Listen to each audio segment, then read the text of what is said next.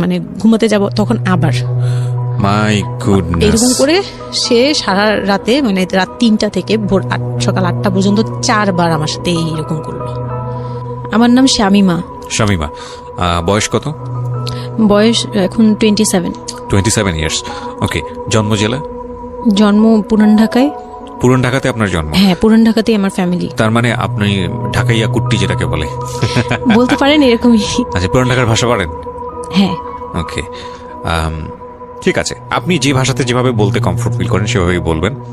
তো আমাদের এই যে অনুষ্ঠানটি জীবন গল্প, এটা নিশ্চয়ই আপনি শুনেছেন এর আগে? হ্যাঁ, শুনেছি। ওকে, ঠিক আছে, তাহলে আপনার আইডিয়া আছে। জি বলুন, আপনি কি গল্প আজকে আমাদেরকে শোনাতে এসেছেন? আমি আমার ছোটবেলা থেকে মানে জন্ম থেকেই শুরু করতে চাচ্ছি। জি শিওর। আমি হচ্ছে আমার বাবা যিনি ছিলেন উনিও পুরান ঢাকার, আমার মাও পুরান ঢাকার। তো আমি যদি আমার গল্পটা বলতে চাই তাহলে আমার একদম জন্মের আগে মানে আমার বাবা আমার বিয়ে থেকে শুরু করতে চাচ্ছি। নিশ্চয়ই নিশ্চয়ই, নো প্রবলেম। তো আমার বাবা ছিলেন একজন ব্যবসায়ী পুরান ঢাকার। আচ্ছা। আর আমার মানে পাশাপাশি উনি হোমিওপ্যাথিক ডাক্তারও ছিলেন। ওকে। তো খুব ভালো একজন মানুষ ছিলেন।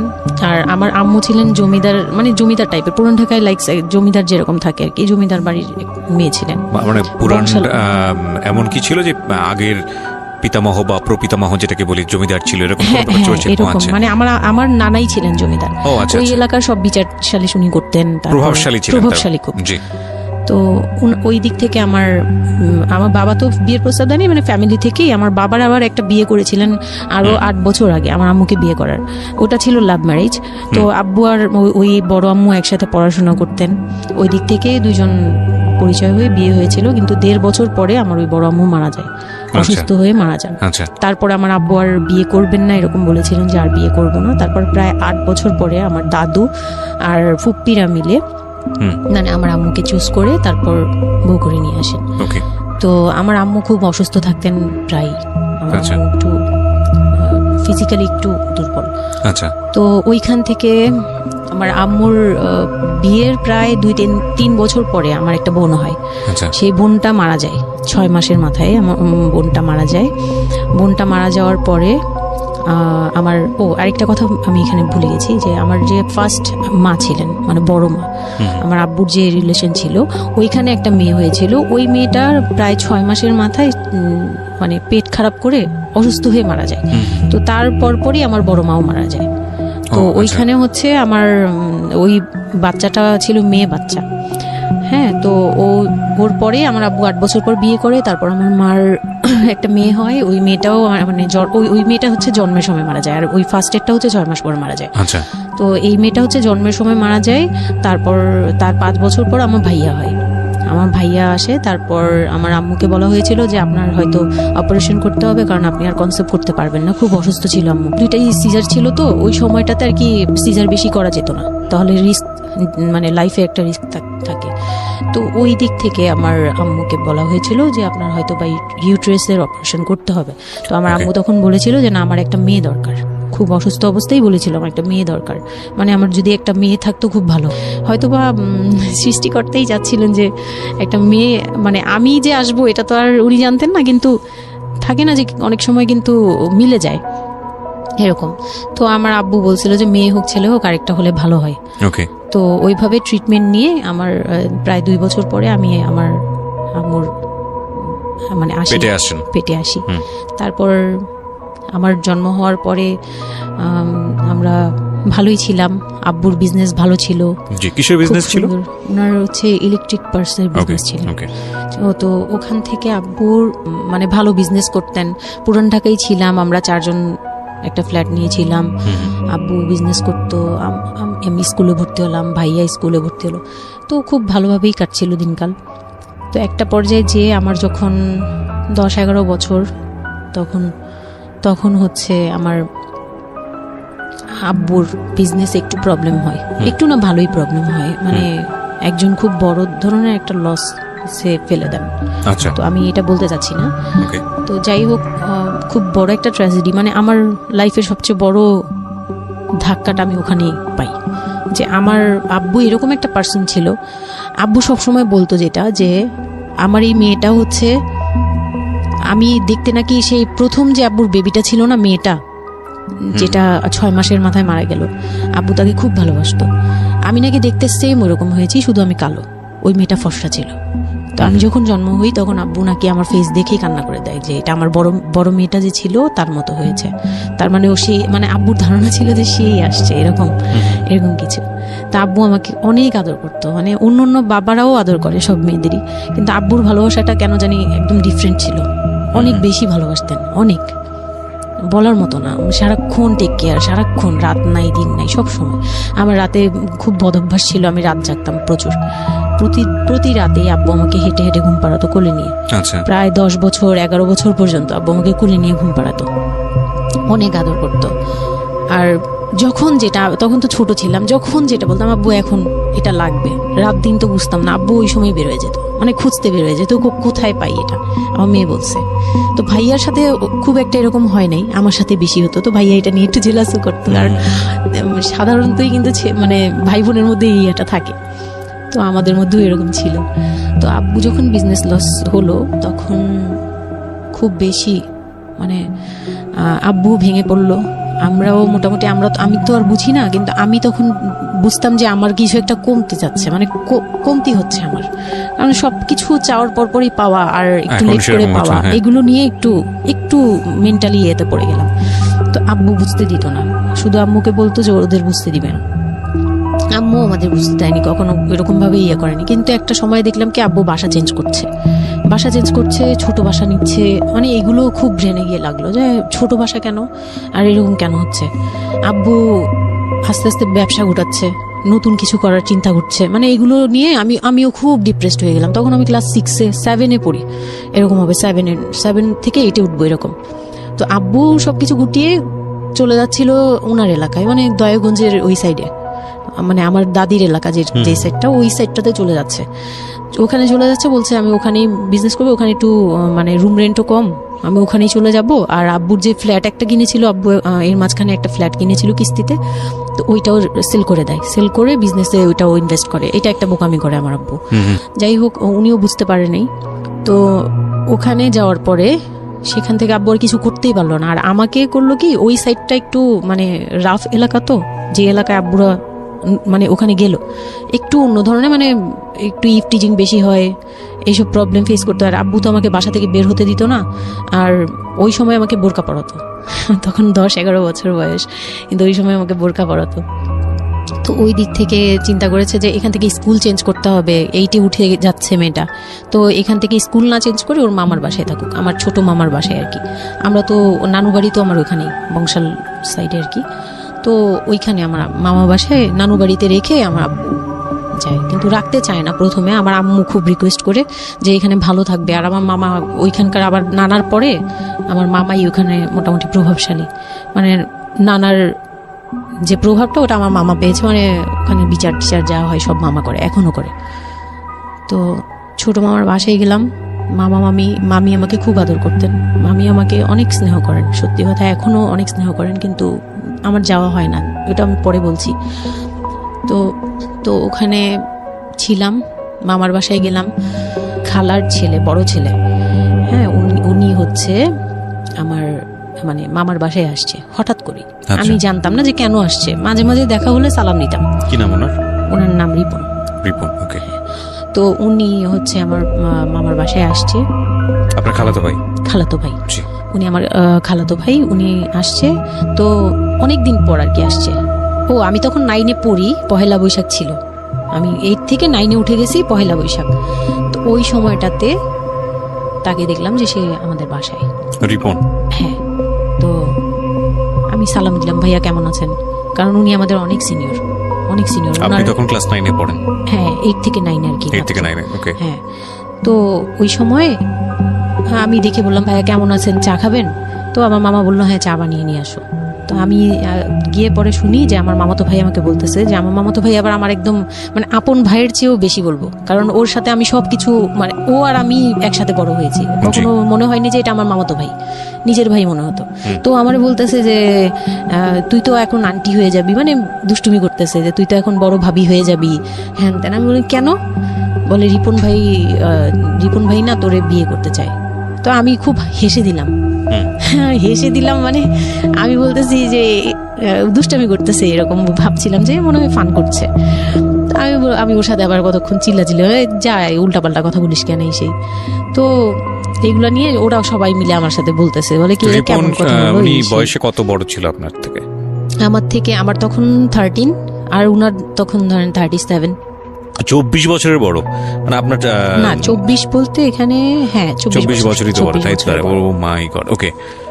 তো উনি তখন, আমি ভাবতেই পারিনি যে এই লোকটার সাথে আমার বিয়ে দিবে সবাই। মানে ও বললে তো এটা পাগলামি মনে করার কথা, যে এটা একটা পাগলামি, এটা কেমন কথা ক্লাস 9 এ পড়া যে উনি যদি মানে লিগ্যাল বয়সে বিয়ে করতে হয় তো আমার সমান একটা বাচ্চাই থাকতো। হ্যাঁ, তা আমি না ভাবতেই পারিনি তখন। তারপরেও না আমি চুপ হয়ে গেছি, আমি এই ব্যাপারে ডিসিশন দেওয়ার মতো বয়স আমার ছিল না, জ্ঞানও ছিল না। তো হুট করে আমার মামা মামি আমাকে জিজ্ঞেস করারও প্রয়োজন বোধ করেনি, বা জানানোরও প্রয়োজন, কি কারণে জানি না, তবে ওনারাই ডিসিশন নিয়ে বললো যে আমার আব্বু আম্মুকে জানালো, আমার মেজো খালা যে, মানে আমার আম্মুর ইমিডিয়েট বড় যে, ওনাকে আমার আব্বু আম্মুর কাছে পাঠায়। আর আমার আব্বু আম্মু তখন থাকে হচ্ছে তারই আমার এক ফুপির বাসায়, বাসা ভাড়া নিয়ে থাকে আর কি। তো ফুপির বাসায় থাকে, ফুপির নিজের বাসা, তো ওখানে থাকে। তো আব্বুর কাছে পাঠায়, তখন আমিও যাই ওই বাসায়। তো আমি তো আর জানি না এই কথা বলতে আসবে। আমি আবার ভাইয়ার সাথে বসে বসে গল্প করতে থাকি, ভাইয়া ছিল, ফুফাতো বোন ছিল, আমরা একসাথে গল্প করতে থাকি। তো হঠাৎ করে শুনি যে একটু মানে আমার খালা খুব জোরে সোরে বলতেছে, মানে চিল্লাচিল্লি করে বলতেছে যে যদি এই বিয়ে না হয় তাহলে আমাদের সাথে তোদের কোনো কন্ট্যাক্ট নেই, আজকে থেকেই বন্ধ। আচ্ছা, হ্যাঁ, এই বিয়ে হতেই হবে। কেন হতে হবে? আমার আব্বু বলছে কেন হতে হবে, আমার মেয়ে তো অনেক ছোট, ও তো এই সংসারের ভার নিতে পারবে না, বলো ওগুলো আমরা দেখবো, ওরে আমরা বাচ্চার মতো পালবো। মানে উনি বলতেছে আমি দায়ভার নিলাম, আমি সবকিছু নিলাম, এইভাবে বলতেছে আমি সবকিছু দেখবো, এগুলা নিয়ে কোনো টেনশনের কিছু নাই, নিজেদের মানুষ, এর চেয়ে ভালো কোনো অফার কোনোদিন পাবা না, মানে এর চেয়ে ভালো কোনো প্রস্তাব আসবে না, এই না সেই না, সেই অনেক কিছু বলতেছে। আব্বু মুখে কনভিন্স করতেছে যে এইটা যদি তোমরা হাতছাড়া করো তাহলে আর কখনো মেয়ের জন্য ভালো কিছু পাবা না, আর আমাদের সাপোর্ট জীবনও পাবা না, তোমাদের একটা সাইড পুরো বন্ধ হয়ে যাবে, মানে আমরা আমাদের সাথে তোমাদের একদম রিলেশন শেষ, তোমাদের মেয়ে এখনই রেখে যাবো, তোমরা কি করবা করো। তো আমার আব্বু ওই দিক থেকে একটু দুর্বল ছিল। পরে আমি এটা শুনে কান্না করে দিছি, মানে সাথে সাথে কান্না করে দিছি। তো আমার ভাইয়াও বুঝছে, আমাকে নিয়ে ছাদে চলে গেছে। আমার ফুফাতো বোন, ভাইয়ার এক খুব ক্লোজ ফ্রেন্ড ছিল, ছোটবেলার বন্ধু, সেও আমাকে খুব আদর করতো বোনের মতো, সেও গেল উপরে, বলতেছে আব্বু তুই কান্না করিস না, আমরা দেখতেছি কি করা যায়। তো আমার ভাইয়া বলতেছে, বলে কি আমি ওরে নিয়ে কোথাও পালিয়ে যাই, আমার মনে হচ্ছে যে আমি ওকে নিয়ে এখন কোথাও পালিয়ে যাই। যে রিপন ভাই এটা কিভাবে এটা বলতে পারে যে বিয়ে করবে ওকে। তো আমি খুব কান্নাকাটি করছিলাম। আমার খালা চলে গেল, খালা চলে যাওয়ার পরে আমার ভাইয়া আব্বুকে যে কি বলছে জানি না, আব্বু আবার ছাদে আসছে, আমি কান্না করতেই আসি, মানে তখন কন্টিনিউ কান্না করতেছি। তো আমার আব্বু ছাদে এসে যেটা বললো, যে আমার আব্বু তখন বললো যে বলে আমি তোমাকে নিয়ে মানে বনে চলে যাব দরকার পড়লে, কিন্তু আমি ওর কাছে তোমাকে দিব। তো আমি দেখলাম যে আব্বু ফিজিক্যালি, মেন্টালি, আর্থিকভাবে সব দিক থেকে দুর্বল, এখন আমাকে নিয়ে যদি বের হয় সে পারবে না, এটুকু বুঝলাম, তার দ্বারা সম্ভব না এটা। পরে আমাকে বললো যে তুমি যদি রাজি থাকো তাহলে আমার কোনো আপত্তি না, যদি তুমি বলো যে না আব্বু আমি রাজি না, তুমি শুধু একবার বলো, তাহলে আমি তোমাকে নিয়ে বের হয়ে যাবো, আমরা বাবা মেয়ে কই থাকবো কেউ জানার দরকার নেই। আপনার মার কি ভূমিকা ছিল এই সময়? আমার মা তখন বলতেছে যে দিবে, আমার মা ইচ্ছা ছিল যে দিবে, কারণ আমার মা তখন এই জিনিসটা বুঝে না, মানে আমার মা এমনিতেও অনেক সহজ সরল, সত্যি কথা বলতে ওনার দোষ না এটা, সেইটা বুঝতো না যে এই যে ডিস্টেন্সে বিয়ে দিলে এই বিয়েগুলো টিকে না, বা 24 বছর বয়সের ডিফারেন্স, এগুলো নোট করবেন এবং খুব ইম্পর্টেন্ট, আসলে খুবই ইম্পর্টেন্ট, কারণ বয়সের গ্যাপটা না ঠিক আছে, কিছু কিছু মানুষের জীবনে যে ব্যতিক্রম ঘটে না তা কিন্তু না, কিন্তু এই ব্যতিক্রমটা যদি আমরা উদাহরণ হিসেবে নিয়ে সবার উপর চাপিয়ে দেওয়ার চেষ্টা করি তাহলে কিন্তু সেটা সম্ভব নয়। ঠিক আছে, একটু খেয়াল করবেন, 24 বছরের ডিফারেন্স হচ্ছে ও এবং ওর খালাতো ভাই রিপনের মধ্যে। ও যখন 13 বছর তখন ওর খালাতো ভাই হচ্ছে 37। So it's a huge gap. সাধারণত বলা হয়ে থাকে 4-5 বছরের গ্যাপ ইজ ওকে, কিন্তু এর থেকে বেশি না হওয়াটাই বেটার। সেক্ষেত্রে 24 বছর, কোথায় 4-5 বছর আর কোথায় 24 বছর।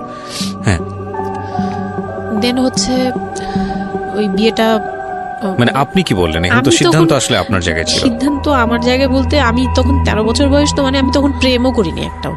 মানে একটা এজ থাকে কিন্তু সবকিছুরই, মানে তখন দেখতাম যে আশপাশে মানে যারা কলেজে পড়ে, আমার একটা টার্গেট ছিল যে আমিও একদিন কলেজে পড়বো, আমার অনেক ফ্রেন্ড সার্কেল থাকবে, হয়তো বা আমার ভালো একটা রিলেশন থাকবে বা বিয়ে হবে, এরকম সবারই একটা ইয়ে থাকে। কিন্তু ওই বয়সটাতে আমার ওইটুকু যাওয়ারও মানে ওই চিন্তাতে আমি যাইনি তখনও যে আমি একটা রিলেশন করব, আর ওই জায়গায় বিয়ে। তো আমি আমার আব্বুকে মনে প্রাণে বিশ্বাস করতাম, তো আব্বুর উপরে ছেড়ে দিলাম।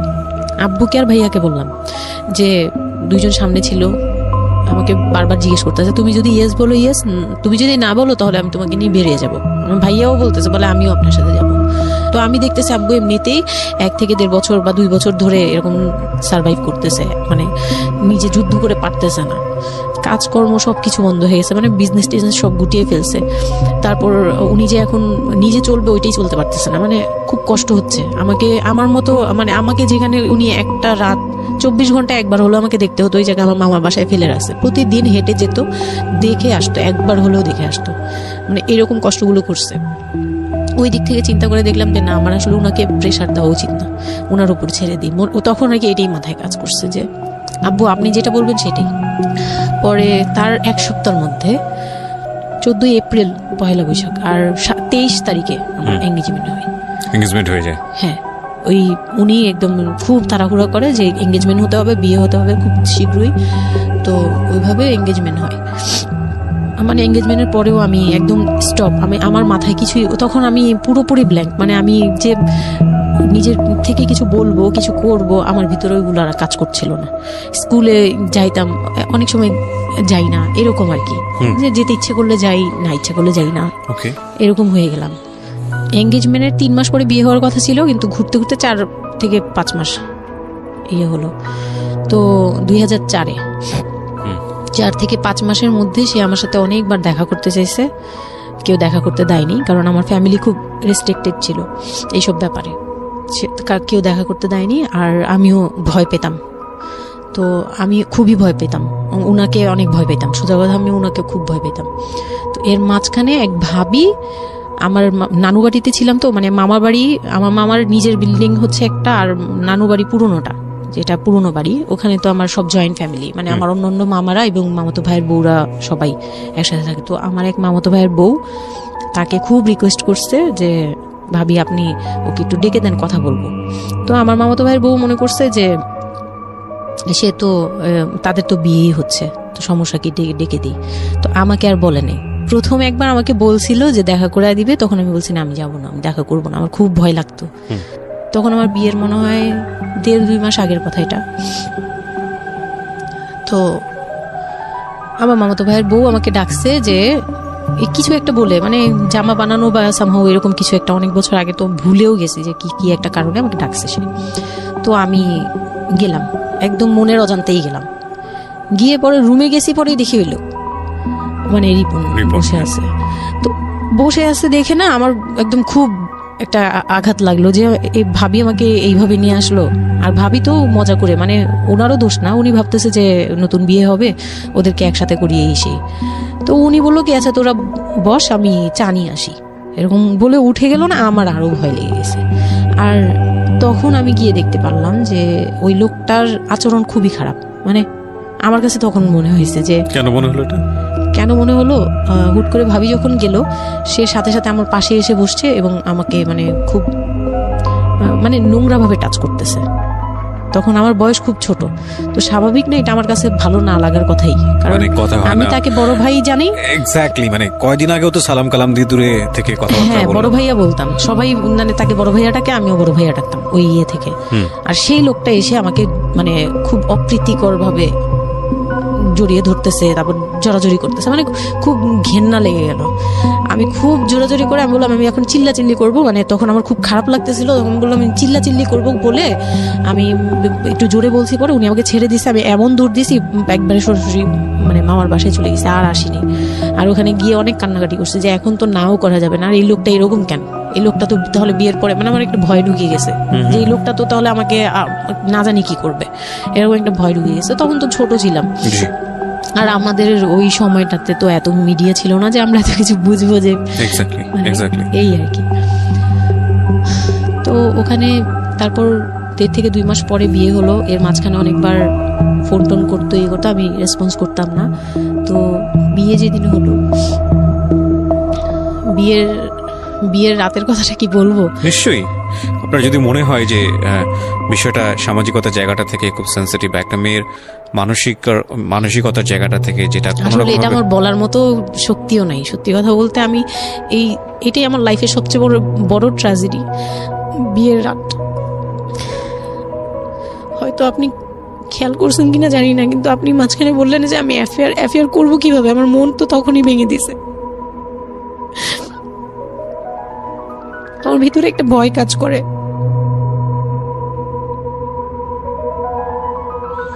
কি হয়েছিল আমি জানি, আপনি খুব সুন্দর করে বলছেন গল্প, আপনি আপনার মতো করেই বলবেন, আমরা আসলে মূল মেসেজটাই পেতে চাই।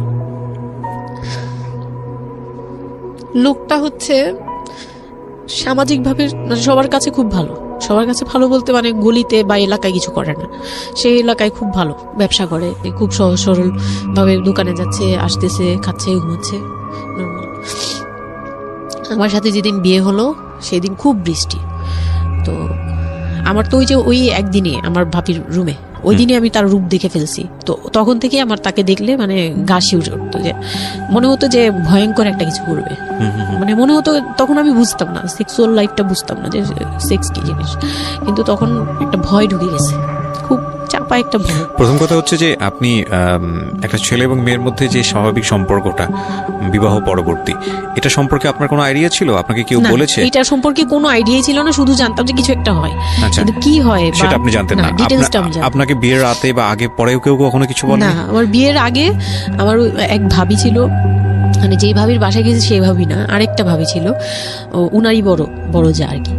তো ওই ভাবি আমাকে জাস্ট কানে কানে বলছে যে আজকে কিন্তু যাই হোক একদম চুপ থাকবি, আমাকে এইভাবে বলছে।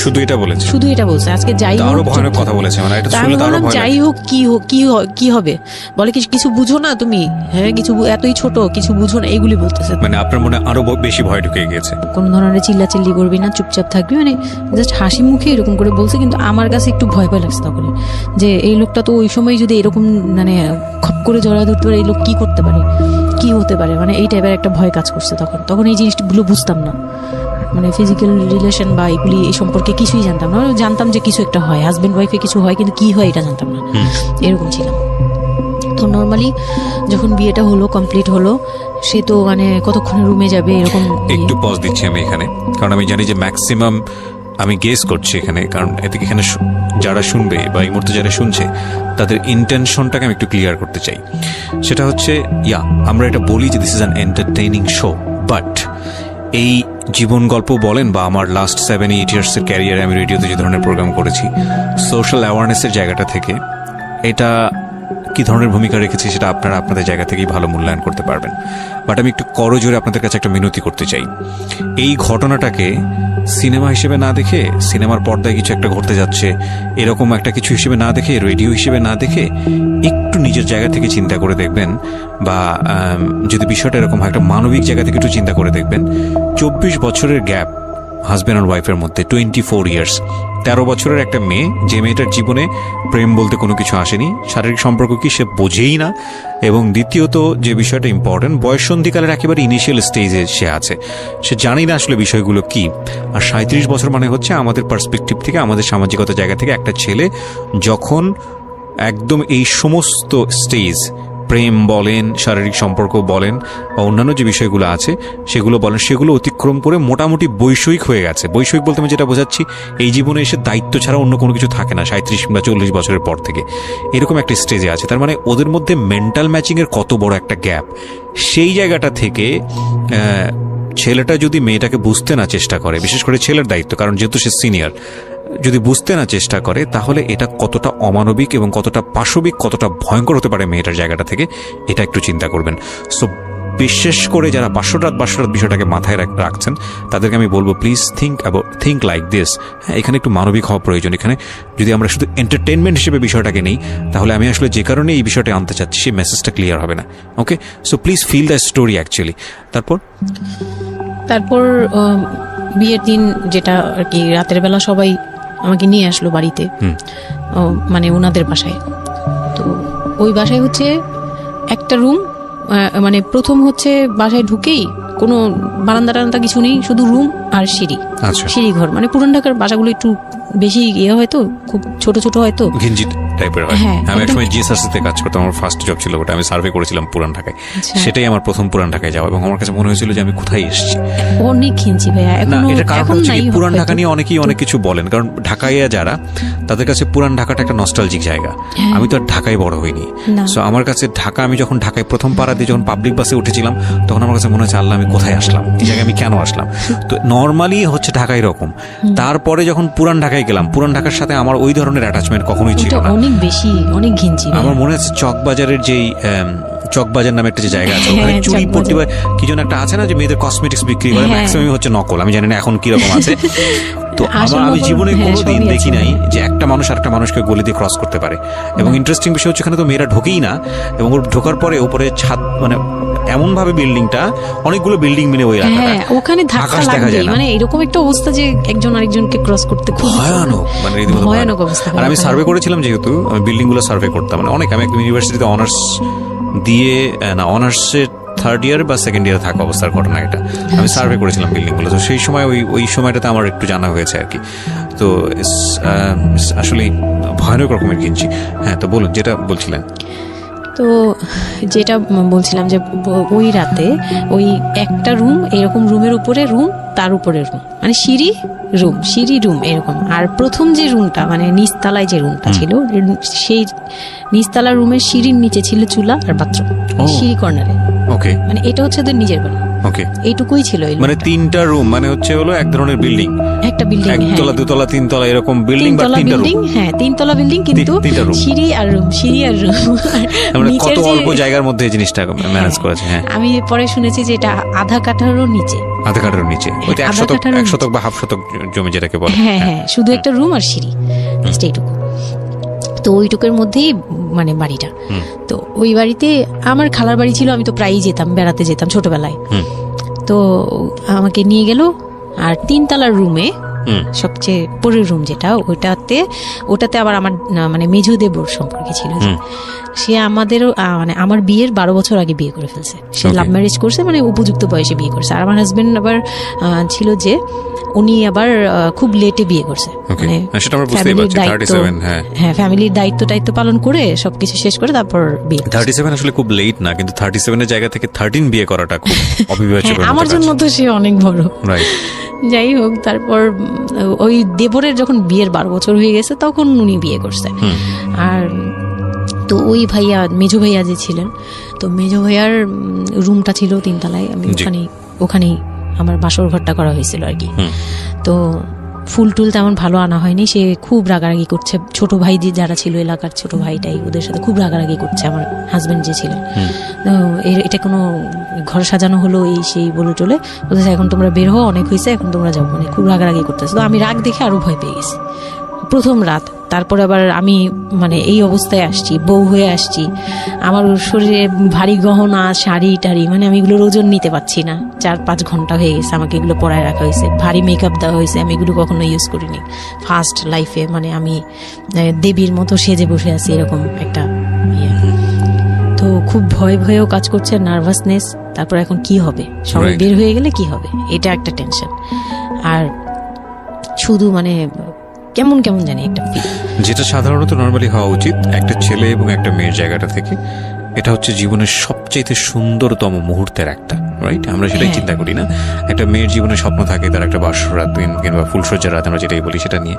একটা ছেলের জীবনেও নিশ্চয়ই থাকে, এবং সেটা চমৎকার হয়ে সারা জীবন স্মৃতি হয়ে থাকুক, এরকম কিছু একটা থাকে। এবং সেখানে বিষয়টা যদি এরকম হয় যে একটা মেয়ের জীবনে আতঙ্কের রাত এবং ভয়ানক রকম আমার লাইফে সবচেয়ে বড় আতঙ্কের রাত ছিল ওটা, তাহলে আপনি চিন্তা করে দেখতে পারেন।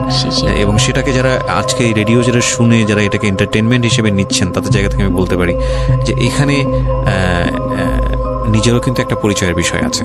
হ্যাঁ, মানে নিজের পরিচয়টা নিজের কাছে কি দিচ্ছেন একটু চিন্তা করে দেখেন। ঘটনার ভেতরে ঢোকার চেষ্টা করুন, এই মেয়েটার মানবিক অনুভূতিটাকে জানার চেষ্টা করুন, অন্য কিছু নয় প্লিজ। কজ আমরা আমাদের সামাজিকতার জায়গাটা থেকে মেয়েদের এই বিষয়গুলোকে উইথড্র করে বা না ভেবে তাদেরকে কখনো কখনো সারা জীবনটা ধ্বংসের দিকে ঠেলে দিই। হয়তো মেয়েটার ক্ষেত্রে এরকমই কিছু হয়েছে, আমরা একটু সামনের দিকে আগাবো। জি, তারপর উনি আমাকে, আমি তখন শাড়ি টাড়ি পরা, গহনা পরা, তো খুব নর্মালি সবাই চলে গেল পরে খুব নর্মালি আমাকে বলতেছে যে ড্রেসটা চেঞ্জ করো, শাড়িটা চেঞ্জ করো, গহনা টহনা চেঞ্জ করো। তো আমি আমার লাগেজ থেকে একটা 3 পিস নিলাম, ওই 3 পিসটা নিয়ে ওয়াশরুমে চলে গেলাম। ওয়াশরুম বলতে ওই যে উপরের রুমেই একটা ওয়াশরুম আছে, আর নিচের রুমে, মানে উপরের রুমে তো আর সিঁড়ি ঘর নাই, সিঁড়ি ঘরটাতেই একটা ওয়াশরুম ছিল, ছোট্ট একটা টয়লেট ছিল। ওইটাতে গিয়ে আমি চেঞ্জ করলাম খুব কষ্টে, চেঞ্জ করে তারপর মুখের মেকআপ টেকআপ এগুলো ওয়াশ করে আসলাম। তারপর আসার পরে উনি বলতেছে উজু করে আসো। হ্যাঁ, তো আমি উজু করলাম, উনি উজু করছে করে, মানে প্রথম রাতে নাকি নামাজ পড়তে হয় সবাই বলে দিছে, তো ওই নামাজ পড়লো আমাকে নিয়ে। নামাজ পড়ার পরে বেডে গেলাম, মানে আমি বিছানায় যে বসলাম, খুব ভয়ে ভয়ে আছি যে কি বলবে কি করবে জানি না। তো উনি আমার পাশে এসে বসে আমাকে ফার্স্ট কথা যেটা বললো, মানে এইটাই ফার্স্ট কথা ছিল যে আমি তো ওই ফ্যামিলির বড় ছেলে, আর তুমি তো আমাদের ফ্যামিলির সবাইকে চিনো জানো, তোমার তো আর চেনা জানার দরকার নেই। আর আমার তখন ওনার মা মারা গেছে 3-4 বছর, মানে 3 বছর হবে এরকম, 3 থেকে 4 বছর এরকম হবে।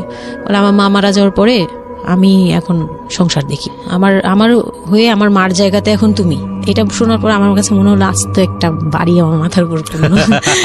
এটা আমি যেখানে নিজের, মানে এটা একটা বিষয়, ওই কথাটা কিন্তু খুব সুন্দর বলেছে, মানে ওর 37 ইয়ার্স এর জায়গাটা থেকে এটা খুব সুন্দর একটা কথা। কিন্তু কথা হচ্ছে 13 বছরের একটা মেয়ে কেন এটা বুঝতে যাবে? ও কিন্তু এটাই বুঝেছে যে এই এত 3 তলা একটা বাড়ি, 3 রুমের একটা বাড়ি ওর মাথার উপরে দিয়ে দেওয়া হলো। দেখুন, এই জিনিসটাই আমি আপনাদেরকে বোঝানোর চেষ্টা করছি যে আসলে সবকিছুর একটা বয়স থাকে। হ্যাঁ, এবং ছেলেটার জায়গা থেকে কিন্তু খুব সুন্দর নামাজ পড়েছে, বসছে, এখন পর্যন্ত আমাদের কাছে ভালোই লাগছে শুনতে। কিন্তু এটা আসলেই কেউ বুঝতে চাইবে? 13 বছরের মেয়েটাকে এই জিনিসটা বুঝতে চাইবে? এইটা বোঝাটা জরুরি ছিল। হ্যাঁ, তারপর উনি যেটা বলছে যে আমার ভাই বোন আছে, সবাই আমার ছোট, কিন্তু আমার তো প্রায় 10-12 বছরের বড়। ওনার যে 10-12 বছরের ছোট, সে আমার 12-13 বছরের বড়। মানে তাকে আমি ছোটবেলা থেকে এইভাবে দেখে অভ্যস্ত। তো এইগুলো চিন্তা ভাবনা, মানে ওই সময় তো আর এত কিছু কিন্তু ওনার ছোট ভাই বোন এগুলা, মানে ওনার কাছে তো এগুলো বাচ্চা এখনো, আর আমার কাছে তারা অনেক বড়। আমি তাদেরকে কি টেক কেয়ার করবো, তারা আমাকে করবে, মানে আমার এরকম একটা বিষয়টা তাই। হ্যাঁ, তো আমি চুপ হয়ে শুধু শুনছিলাম, ও আচ্ছা, মানে আমি কিছু বলার মতো ভাষাও পাচ্ছি না, বা আমি কি বলবো, আমার এখানে ডায়লগই কি ছিল, মানে আমি এরকম মনে হচ্ছে যে কেউ আমাকে একটা স্ক্রিপ্ট ধরায় দিত, আমি একটু দেখে আমাকে কেউ কিছু বলেও না, এই লোক কি বলতেছে। তো যাই হোক, এই কথাটার পরে মানে যখন উনি এটা বলার পরে বলতেছে যে তুমি, আমাদের একটা মানে রুলস আছে, বিয়ের পরে নাকি বাসর ঘরে নাকি কিছু দেয়, হাজব্যান্ড ওয়াইফকে কিছু দেয়, তারপর নাকি টাচ করে, এরকম কিছু একটা। তো আমাকে বলতেছে যে তোমার কি আমার উপর কোনো দাবি আছে? মানে এইগুলো আমি জানতাম না, এগুলো আমি অনেক পরে গিয়ে শুনছি। এগুলো অনেক পরে গিয়ে জানছি যে এই সময় নাকি কিছু চাইতে হয়, মানে এই সময় যা চাইবে তাই দিতে হবে, এরকম কিছু একটা। তো এটাও আমাকে কেউ বলে দেয়নি। আমি ওই সময় একটা লসে পড়ে গেলাম না, মানে এরকম মনে হচ্ছে এখন আর কি। তখন আমাকে এটা কেউ বলে নাই। বাই দ্য ওয়ে, আমরা যার গল্প আজকে এখানে শুনছি উনি হচ্ছেন শামীমা। ওনাকে যদি আপনারা দেখতে চান, আমাদের যিনি আজকে গেস্ট, আমরা একটা ছবি দিয়ে দিয়েছি। আমি বললাম যে না, আমি জানতাম না দাবি জিনিসটা কি। তো না বলার পরেই সে তো মানে আমার কাছে খুবই, মানে এই কথাগুলো বলতে আমি বলতে পারবো না। না, ঠিক আছে, বলার দরকার নেই, আমরা জাস্ট সিচুয়েশনটা বুঝতে যাচ্ছি যে ওইটা আমার ফার্স্ট নাইট ছিল, আর আমি ওগুলা মানে ওই ফিজিক্যাল ব্যাপারগুলো আমি বুঝতাম না, ওই সময়টাতে বোঝার কথাও না, বুঝতামও না, একদমই বুঝতাম না যে এই হয়। তো যখন উনি শুরু করলো, শুরু থেকে শেষ পর্যন্ত মানে খুব অল্প সময়ের মধ্যে খুব অমানবিকভাবে, মানে এটা এখন বর্তমানে যদি আমি কল্পনা করতে যাই, তাহলে এটা একমাত্র পারে রেপিস্টরাই পারবে, এটা রেপ ছাড়া কিছুই ছিল না। এখন বুঝি, ওই সময় বুঝতাম না। আর ওই সময় আমি এগুলো বুঝতাম না দেখে, আর আমাকে একটা কথা বলা হয়েছিল, আমার মাথায় একটা জিনিস কাজ করছিল যে ভাবি বলছে যে এইখানে যা হবে এগুলো সবই ঠিক। হ্যাঁ, এখানে যাই হোক, মানে ভেঙে বলেনি, বলছে তোর সাথে আজকে যা হবে এটি ঠিক, আর এটা মেনে নিতে হবে, আর এটা যদি না মেনে নিস তাহলে মানে এই ধরনের একটা বলছে যে এটা আজকের রাতের কোনো চিল্লাচিল্লি করা যাবে না। তো আমিও চুপ করে, আমার কাছে মনে হচ্ছিল কেউ আমাকে ছুরি দিয়ে আঘাত করতেছে, মানে মনে হচ্ছিল যে কেউ আমাকে ছুরি দিয়ে আঘাত করতেছে, আর আমি ব্লাড দিয়ে পুরো মানে আমার শরীরে সব ব্লাড বের হয়ে যাচ্ছে, আমার এরকম মনে হচ্ছে যে আমার শরীর থেকে সব ব্লাড বের হয়ে যাচ্ছে, আমি মানে গরু কাটলে যেরকম ইয়ে করে না, আমি এরকম কাঁপতেছি, ওরকম কাঁপতেছি। কিন্তু সে তার কাজ করলো। আমি খুব অবাক হয়েছি যে আমি উঠে বসতে পারতেছিলাম না, সে আমাকে টান দিয়ে উঠে বসাইছে, বসায় বলতেছে ওয়াশরুমে যাও। আমি ওয়াশরুমে কিভাবে গেছি আমি জানি না, আমি খুব ধরে ধরে খুব মানে খুব কষ্টে কাঁপতে কাঁপতে ওয়াশরুমে গেলাম, ফ্রেশ হয়ে আসলাম। আসার পর আমি খুব কষ্টে যে আমি যখন বিছানায় মানে ঘুমাতে যাব তখন আবার মাই গুডনেস এরকম করে সে সারা রাতে মানে রাত 3টা থেকে ভোর সকাল 8টা পর্যন্ত 4 বার আমার সাথে এইরকম করলো। আমি আর সকালে উঠতে পারি না, মানে আমি উঠে বসতে পারি না। তারপর 2-3 দিন কি হয়েছে আমার মাথায় নেই, মানে আমি এখন আর এটা বলতে পারবো না, কারণ আমি পুরো সেন্সলেস ছিলাম আর উনারে দেখলেই আমার ভয় লাগতো। সে যতবার আসতেছে সামনে। 2-3 দিন আপনি সেন্সলেস অবস্থায় ছিলেন? আমি জানি, মানে আমি সেন্স ছিল, কিন্তু আমি এখন গল্পটা বলতে পারবো না যে এই 2-3 দিনে কি হয়েছে। আচ্ছা আচ্ছা। এই 2-3 দিন আমার বৌভাত হয়েছে, আমাকে পার্লারে নিয়ে যাওয়া হয়েছে, কিন্তু আমি নিস্তব্ধ। আর তখন আমার মানে শারীরিক কন্ডিশন খুব খারাপ, কিন্তু সবাই বুঝতেছিল, কিন্তু কেউ বুঝতে দিচ্ছিল না আমাকে। মানে এভরিবডি অ্যাভয়েড দিস, মানে সবাই জিনিসটাকে অ্যাভয়েড করছে, তারা পার্টিটাকে এনজয় করছে। এটা শুধু আপনার ফ্যামিলির সমস্যা না, এটা আমাদের পুরো সমাজেরই সমস্যা। এটা সমাজটাই অ্যাভয়েড করে। এবং আমার মনে আছে I face huge difficulty for the first time যখন আমি রেডিওতে এই ধরনের একটা, আমি নট আজকেই না প্রথম, আমি এটা আগে বিষয়গুলো খুব চ্যালেঞ্জ জায়গা থেকে আমি প্রচার করার চেষ্টা করেছিলাম। অ্যান্ড আই ফেস, এগুলো হয়তো আমার লিসনাররা কখনোই জানে না, আই ফেস হিউজ ডিফিকাল্টিস। যখন আমার প্রথম বইটা পাবলিশড হয় সেটা নিয়েও আমার একটা বড় ধরনের ডিফিকাল্টি ফেস করতে হয়েছে। একটা অদ্ভুত বিষয় হচ্ছে আমাদের সমাজে এই বিষয়গুলোকে আমরা অ্যাভয়েড করি, আমরা ঢেকে রাখতে চাই, আমরা মনে করি এটা একটা ট্যাবু, এটা সমাজে 8-10 জন মানুষের সামনে এটা নিয়ে আলোচনা করা যায় না। একটু চিন্তা করে দেখবেন আলোচনা করা যায় না এটা কোন অর্থে। যদি বিষয়টা নিয়ে সুড়সুড়ি দেওয়া হয়, যদি বিষয়টা নিয়ে এমনভাবে বলা হয় যে এটা এমনভাবে প্রেজেন্ট করা হচ্ছে যেটা একটা রগরগা বিষয়, এবং সেটা শুনে আরও কারোর মধ্যে এই ধরনের পাশবিক বা সে আসলে এন্টারটেইনমেন্টের জায়গা থেকে নিয়ে এটাকে মজা হিসেবে নিল, বিষয়টা তখনই একটা প্রশ্ন আসে।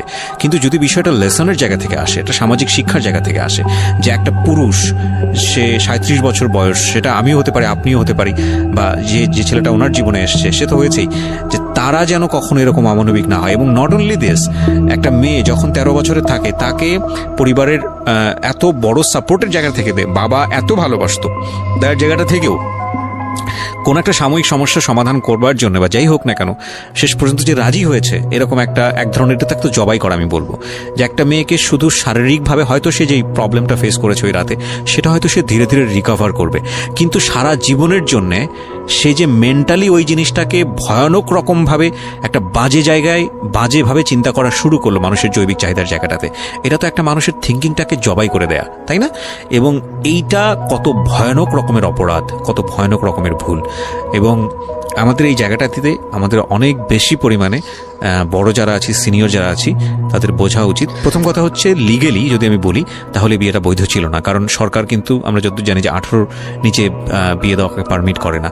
দ্বিতীয় কথা হচ্ছে যে মানসিকভাবে সে পরিপক্ক ছিল না। তৃতীয় কথা হচ্ছে যে যদিও বা বিয়েটা হলো তাহলে তাকে যে একটি প্রপার এডুকেশন দেয়া, যে এই বিষয়টা হচ্ছে এরকম, প্রপারভাবে বড় করা, প্রপারভাবে নার্সার করা, সেটার মারাত্মক রকমের অভাব ছিল। ঘটনা এখানে শেষ হয়ে যায় নাই, ঘটনা কিন্তু এখানে শুরু হলো। কারণ বাংলাদেশের অনেক মেয়ের জীবনে এরকম দুর্ধর্ষ রাত আসে এবং এই রাতগুলো সারাটা জীবনের জন্যে তাকে বেদনার স্মৃতি, তাকে সারাটা জীবনের জন্য একটা ভয়ঙ্কর রকমের মোমেন্টের মধ্য দিয়ে নিয়ে যায়। আমরা এগুলো নিয়ে কথা বলতে পছন্দ করি না, আমরা এগুলো নিয়ে কথা বলি না, আমরা এগুলোকে নিয়ে কথা বলাটা একটা সামাজিক জায়গা থেকে ট্যাবু মনে করি। এই ট্যাবুর ধাক্কায় কত কত মেয়ের জীবন, কত কত মানুষের জীবন, কত কত সংসার জীবন নরকে পরিণত হয়েছে, সে খবর অনেকেই আমরা রাখি না, রাখার প্রয়োজন মনে করি না। But this is a very important issue, that's why I am discussing on this. Okay, বলুন আপনি। তারপর যেটা হচ্ছিল যে মানে ওই রাতের পর থেকে মানে ওই লোকটাকে আমার শুধুই দায়িত্ব মনে হয়েছে। মানে আমার কাছে মনে হতো যে এটা আমার দায়িত্ব, যে উনার বাসায় আমার থাকতে হবে, আর উনার সাথে থাকলে আমার এরকম করতে হবে। You feel like this, right? আপনি এই ঘটনা ঘটার পরে কি আপনি কারোর সাথে ডিসকাস করার সুযোগ পাননি যে না আমি এরকম ক্লোজ কেউ ছিল না যে আপনার সাথে এরকম একটা বাজে ঘটনা ঘটছে, বা আপনি এটাকে রিকভার করতে পারছেন না মেন্টালি, বা আপনার সাথে যার বিয়ে হলো তাকেও বলতে পারছেন না যে আমার এইসব জিনিসগুলো? না, আমি উনাকে ভালোভাবে নিতেই পারছিলাম না। সোজা কথা, আমি উনার সাথে কোনো কিছু ডিসকাস করতাম না, বা অনেক পরে গিয়ে যখন ডিসকাস করেছি তখন উনি আমাকে উল্টাপাল্টা বুঝ দিয়েছে, মানে অনেক পরের সময়টাতে। হ্যাঁ, ওটা হ্যাপেন্স রেগুলারলি না, র্যান্ডমলি এই জিনিসগুলো হয়ে যাচ্ছিল আপনার সঙ্গে? হ্যাঁ, প্রায় মাস থেকে 2-3 মাস এরকম হলো। তারপর মানে এটা আমি বলি যে প্রথম তো 4-5 দিন তো রেগুলার হলো, তারপর আমার ব্লিডিং অফ হচ্ছিল না, আমার কন্টিনিউ হচ্ছিল ব্লিডিং। তো এক সময় যে ব্লিডিং এর মধ্যেও তিনি অনেক বাজে ইয়ে করেছে। তো ওর পরে আমি বাসায় যেতে চাইলে বাসায় যেতে দিত না, এভাবেই ইয়ে করে ফেললো। আর ফ্যামিলিগত যে ব্যাপারটা ছিল, যে আমার ফ্যামিলি তো তখন, আমার আব্বু তো তখন একদম মানে ফিনান্সিয়ালি খুব উইক ছিল।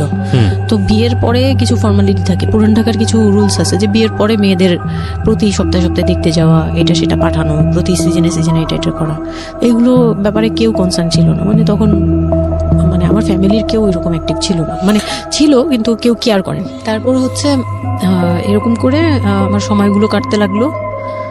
তো সবচেয়ে বড় কথা হচ্ছে আমার যে হাজবেন্ড ছিল রিপন, উনি আমার বাবার দোকানে কাজ করতো একটা সময়। ওইটা হচ্ছে প্রায় আরো মানে আমার জন্মের সময় বা আমার জন্মেরও আগে। হ্যাঁ, তখন নতুন নতুন আর কি কাজ শেখার জন্য আমার আব্বুর দোকানে ঢুকছে এরকম। তো আমার আব্বু তাকে ক্যাশ বুঝিয়ে দিয়েছিলেন নাকি, তখন নাকি ক্যাশ দিত। তো আমি একটু যখন 2-3 বছরের, তখন উনি দোকান থেকে বের হয়ে নিজে ব্যবসা দিয়েছে, ওখান থেকে তিনি ইমপ্রুভ করছে। তো ওখান থেকে শুরু। আর আমাকে যখন বিয়ে দিছে, মানে আমার যখন বিয়ে হয়েছে, তো ওই রিপন যিনি, ওনার উদ্দেশ্য ছিল যে আমি আমার নানু বাড়ির অংশ পাবো, মানে সম্পদ। আমার নানু বাড়ি খুব বিশাল, মানে বললামই তো যে খুব বিরাট একটা অংশ। আর ওনাদের যে অংশটা ছিল সেটা অনেক আগেই নেওয়া হয়ে গেছে। মানে ওনার দাদা বাড়ি যেটাতে ওনারা ছিল 3 রুম, ওই যে ছোট ছোট 3টা রুম উপরে, ওই বিল্ডিংটা তোলার পরে আমার মামা ওই অংশটা কেটে রাখছে, মানে আমার মামা রেখে দিয়েছে। আর আমাদের যে অংশটা ছিল তার লোকটা ছিল যে ওই বাড়িতে আমি একটা রুম হলেও পাবো। হ্যাঁ, তো আমার আম্মু তো আর ওটা নেয়নি। তো আমার হাজবেন্ডের ইয়েটা ছিল, টার্গেটটা ছিল যে ওই বাসায় একটা রুম হলেও পাবে। আর পুরান ঢাকায় একটা রুম মানেই অনেক কিছু, মানে ওখানে তো প্রায় 1 কোটি টাকা দাম কাঠা। তো একটা রুম মানে 1 কাঠা না হোক, আধা কাঠা হোক, 50 লাখ টাকা হোক, আমার আসবে, এরকম একটা টার্গেট ছিল তার। তো আর বিয়ের সময় তো অনেক কিছু নিয়ে, মানে গহনা টহনা নিয়ে, ফার্নিচার নিয়ে নানান কথা তো শুনতে হয়েছে, ওগুলাও ফেস করছি। মানে খুব পেইনফুল ছিল ওগুলা, কারণ আমি তখন এত কিছু বুঝি না। আমি তখন মাত্র মানে জামা কাপড় বানাই, ঘুরি ফিরি, খাই দেই, ব্যাস ওই পর্যন্তই। আমি কারো জিনিস নিয়েও মাথা ঘামাই না। ওখানে আমার উপরে প্রেশার আসছে যে আমার ফার্নিচার এমন কেন, আমার গহনা এমন কেন, তুমি বাসায় বলো না কেন, তোমার খাট এখনো আসতেছে না কেন। আমার বিয়ের পর খুব বৃষ্টি ছিল তখন, মানে আমার ফার্নিচার, আমার চাচা ছিল ফার্নিচারের, ওনার বিজনেস। তো আমার চাচার ফ্যাক্টরি থেকেই সবগুলো ফার্নিচার আসবে। তো ওনারা বলতেছে যে জাস্ট একটা কারণেই লেট হচ্ছে, রোদ পাচ্ছি না, রোদ পেলে তারপর কাঠগুলো শুকাবে, তারপরে হ্যাঁ, মানে জয়েন্ট দিলেই এখন এটা ফেটে যাবে, এখন জয়েন্ট দিলে প্রবলেম হবে। এই জিনিসটা ওরা বুঝতেছে না। ওরা বলতেছে কেন দেরি করছে, নাকি ফাঁকিই দিচ্ছে, নানান ধরনের কথা তৈরি করতেছে। আর এই দিক দিয়ে আমি পেইন খাচ্ছি, ওই দিকে এক পেইন, মানে রাতে গিয়ে এক পেইন, দিনের বেলায় পেইন। মানে আমি পুরো মানসিকভাবে, মানে বলে না যে আমি হয়তো বা প্যারালাইজডের মতো হয়ে গেছিলাম, আমার মানসিক ভাবটা। জাস্ট শুনি আর শুনি, কিছু বলতে পারছি না এরকম।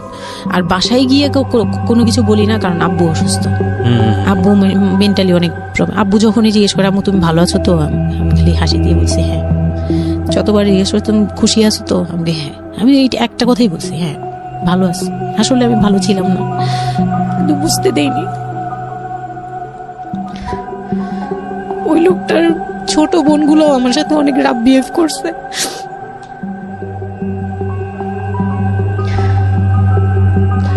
তো অনেক রুডলি আচরণ করেছে।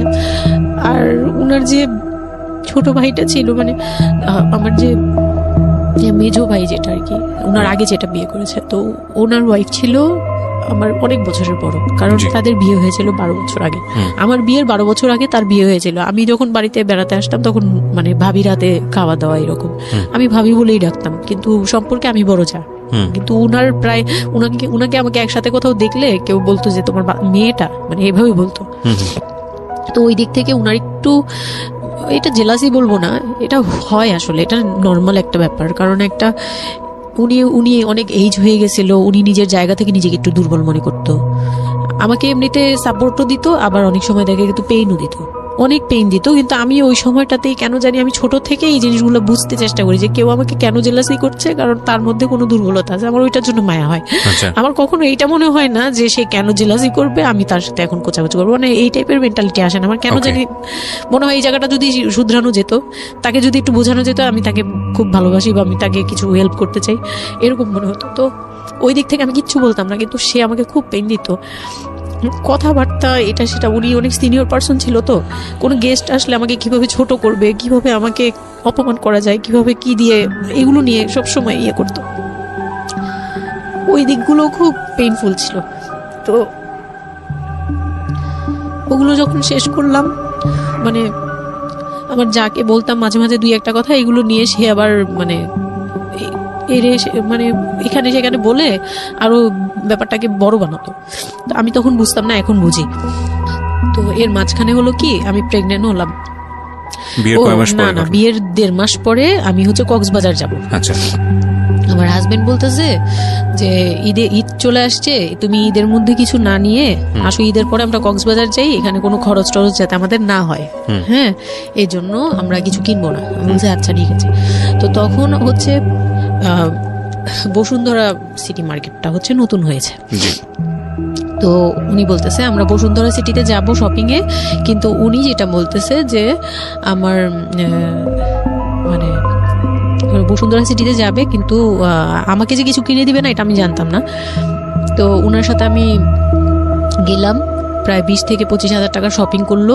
ওগুলা হচ্ছে সব ওনার বোন জামাই, বোনের বাচ্চা কাচ্চা, মানে ফ্যামিলির জন্য আর কি, ভাই বোন। আমিও পছন্দ করে করে কিনলাম সবার জন্যই যা যা লাগে। কেনাকাটার পরে আমি তো তখন ছোট মানুষ, তখন তো আমার 13-14 বছর বয়স। তো আমি কখনো এমন হয়নি যে আমি ঈদে জামা কাপড় নিইনি বা জামা কাপড় নতুন জামা কিনিনি, এরকম কখনোই হয়নি। তো ওইটা আমার বিয়ের ফার্স্ট ঈদ।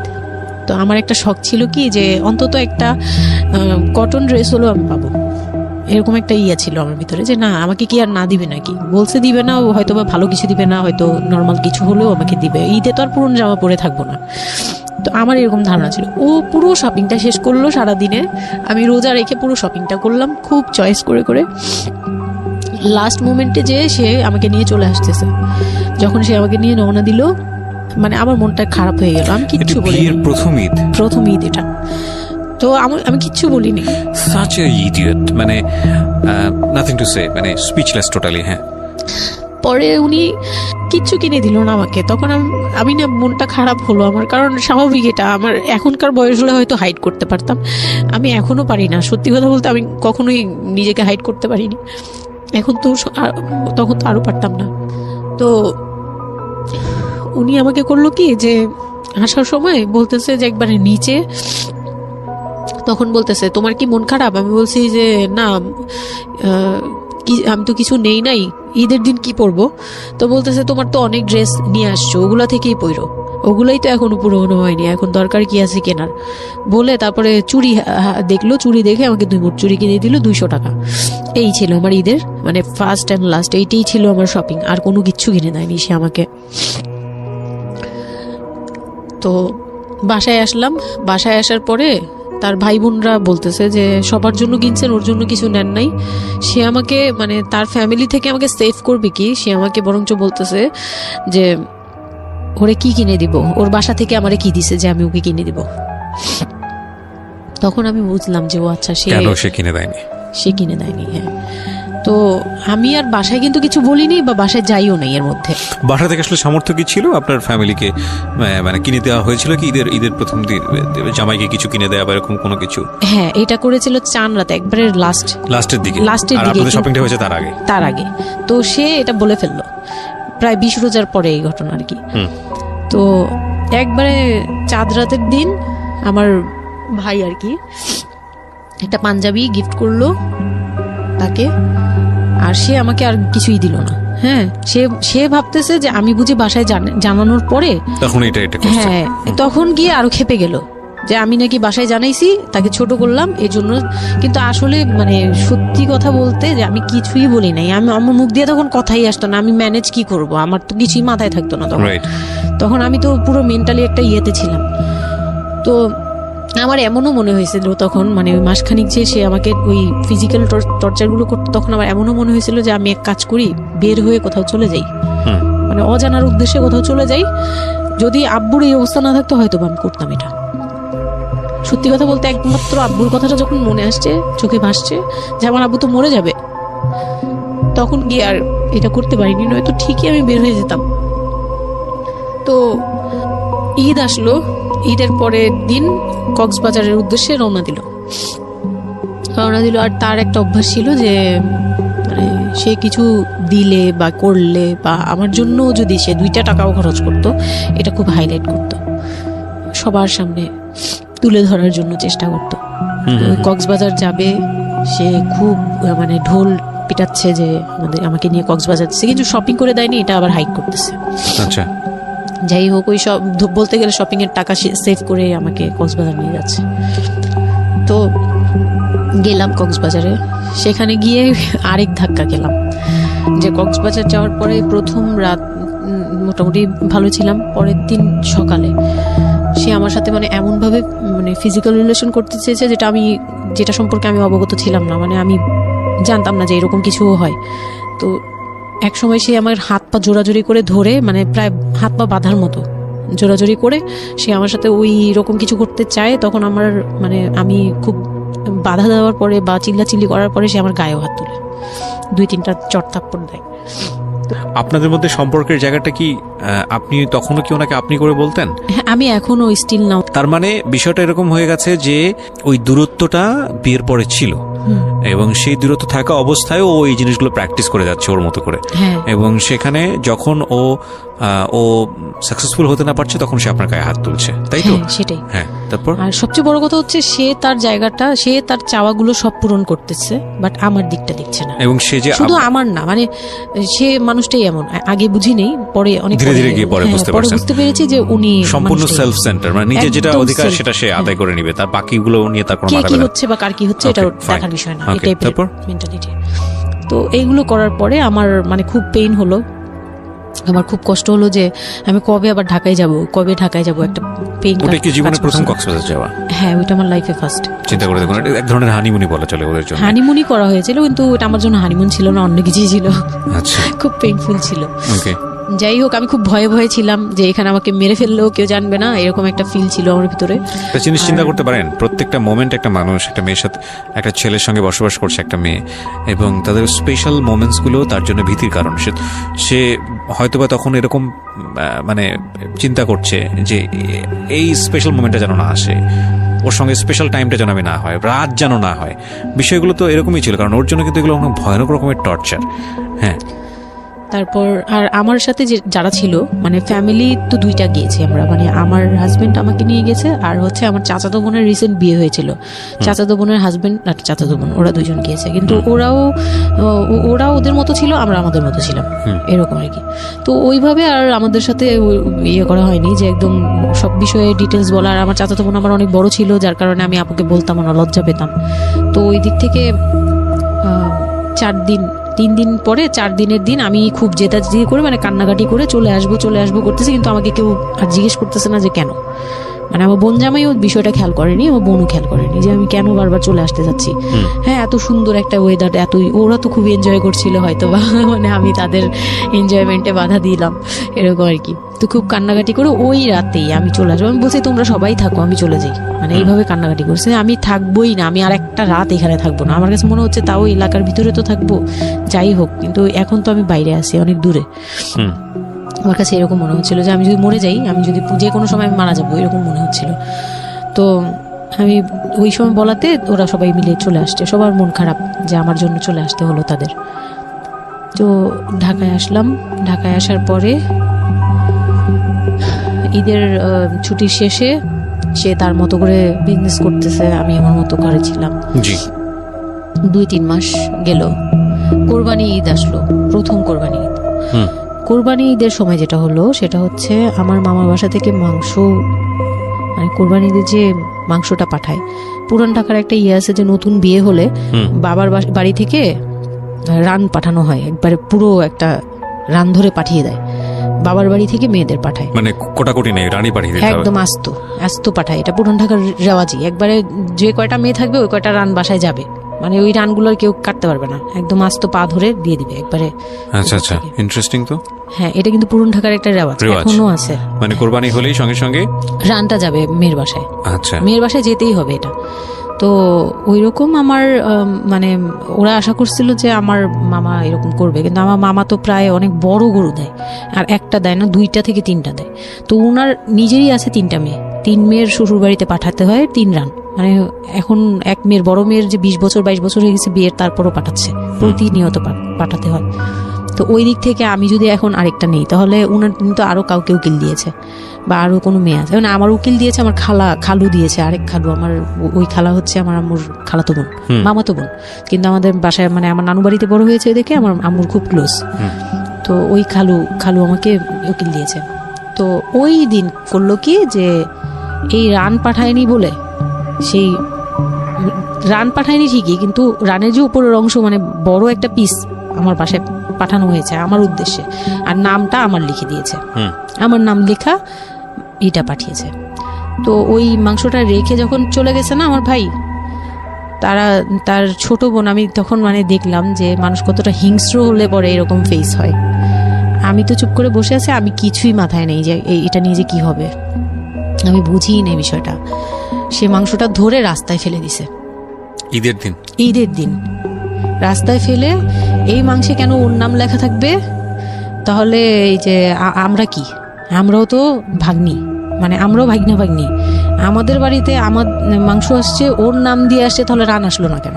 দোষ হয়ে গেছে, এটা খুব বড় অন্যায় হয়ে গেছে। ভয়ানক। আমি ভয়ানক বলছি কারণে যে আমাদের সমাজে কিছু কালচার আছে যেগুলো আসলে মেয়ের বাড়ি থেকে পূরণ করা হয়, ধরে নেওয়া হয়, বা ছেলের বাড়ি থেকেও। সেটা পাঠ্য বইয়ে তো থাকে না এগুলা, মানে কালচারে আছে, এগুলো শুনতে ভালো লাগে, কিন্তু প্র্যাকটিসের জায়গা থেকে যদি এটা অত্যাবশ্যকীয় নিয়ম হয়ে যায়, কখনো কখনো যেটা কতটা ভয়ানক পেইনফুল হয়। কান্ট ইউ এভার ইমাজিন যে বাবার সামর্থ্য নাই, তারপরে তাকে চিন্তা করতে হচ্ছে যে আমার মেয়ের বাড়িতে একটা রান পাঠাতে হবে, আমার কোরবানি দেওয়ার সামর্থ্য নাই, এই রান পাঠানোর জন্য আমাকে কোরবানি দিতে হচ্ছে। মানে আমাদের এই ব্যাড প্র্যাকটিসগুলা কতটা ভয়ানক হয়ে গেছে আমাদের সমাজে, এবং ইনফ্যাক্ট এগুলো নিয়ে কেউ কখনো কথা বলে না। এগুলো নিয়ে কথা বলা উচিত। একটা মানুষ, একটা সোসাইটি চেঞ্জ হবে কিভাবে, একটা মানে পুরো কমিউনিটি চেঞ্জ হবে কিভাবে, একটা রাষ্ট্র চেঞ্জ হবে কিভাবে, এই ছোট ছোট আমরা তো সব জায়গাতেই পয়জনাস।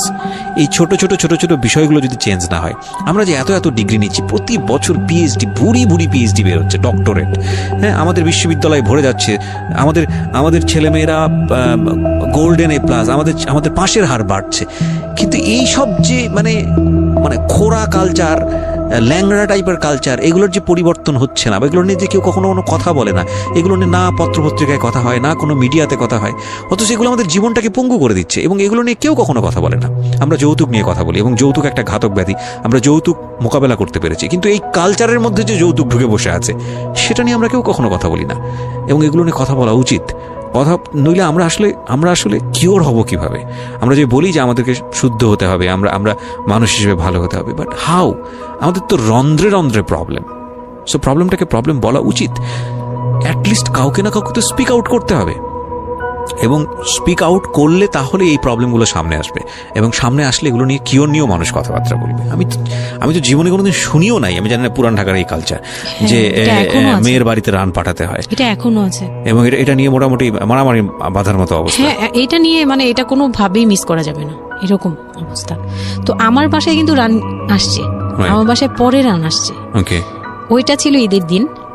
হ্যাঁ, ঈদের দিন তারা আমাকে খুব ব্যাডলি কথা শুনেছে, আমাকে সামনে বসিয়ে রেখে, মানে 4-5 ভাই বোন একসাথে বসে যেরকম মিটিং, মনে হয় আমি অনেক বড় একটা পাপ করে ফেলছি। তার ভাইয়ের কাছে বিয়ে হয়ে আমার পাপ হয়েছে যে আমি নাকি তার ভাইকে কিভাবে ভুলিয়ে ভালিয়ে, আমি তখন ভুলাবো কি, আমার তো ভালানোর প্রশ্নই আসে না। আমি তখন মনে মনে মানে হাসিও পাচ্ছে, আমি অবাক হচ্ছি যে এগুলো কি বলতেছে, আমি নাকি তাদের ভাইকে হাত করেছি, এই টাইপের কি কথা বলতে, মানে আমি এখন বলতে পারবো না বুঝিয়ে।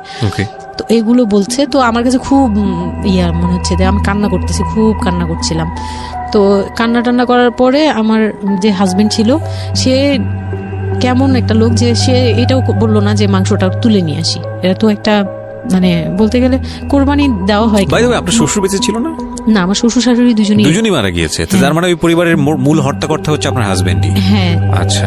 তো তখন সে ওই মাংসটা নিয়ে আসলো না, ভাই বোন ফেলে দিচ্ছে, সেও তাদের সাথে তাল মিলাচ্ছে, কিন্তু আবার আমাকে সরাসরি কিছু বলছে না। কুকুর কামড় দরকার, কারণ পুরান ঢাকায় তো কুকুরের অভাব নেই রাস্তাঘাটে, আমি যেটা দেখি। না, ওইগুলির ভিতরে নাই, ছিল না, ওইগুলিতে ছিল না, থাকলে হয়তো। আর এগুলো করলেও তো আপনাদের যে কালচারটা, সেটা হচ্ছে পুরান ঢাকায় একটা জিনিস খুব ভালো লাগে, একটা ফ্যামিলির খবর আর একটা ফ্যামিলি জানে, যে এই ফ্যামিলি পরিবারে কি হচ্ছে, এই পরিবারে কি হচ্ছে।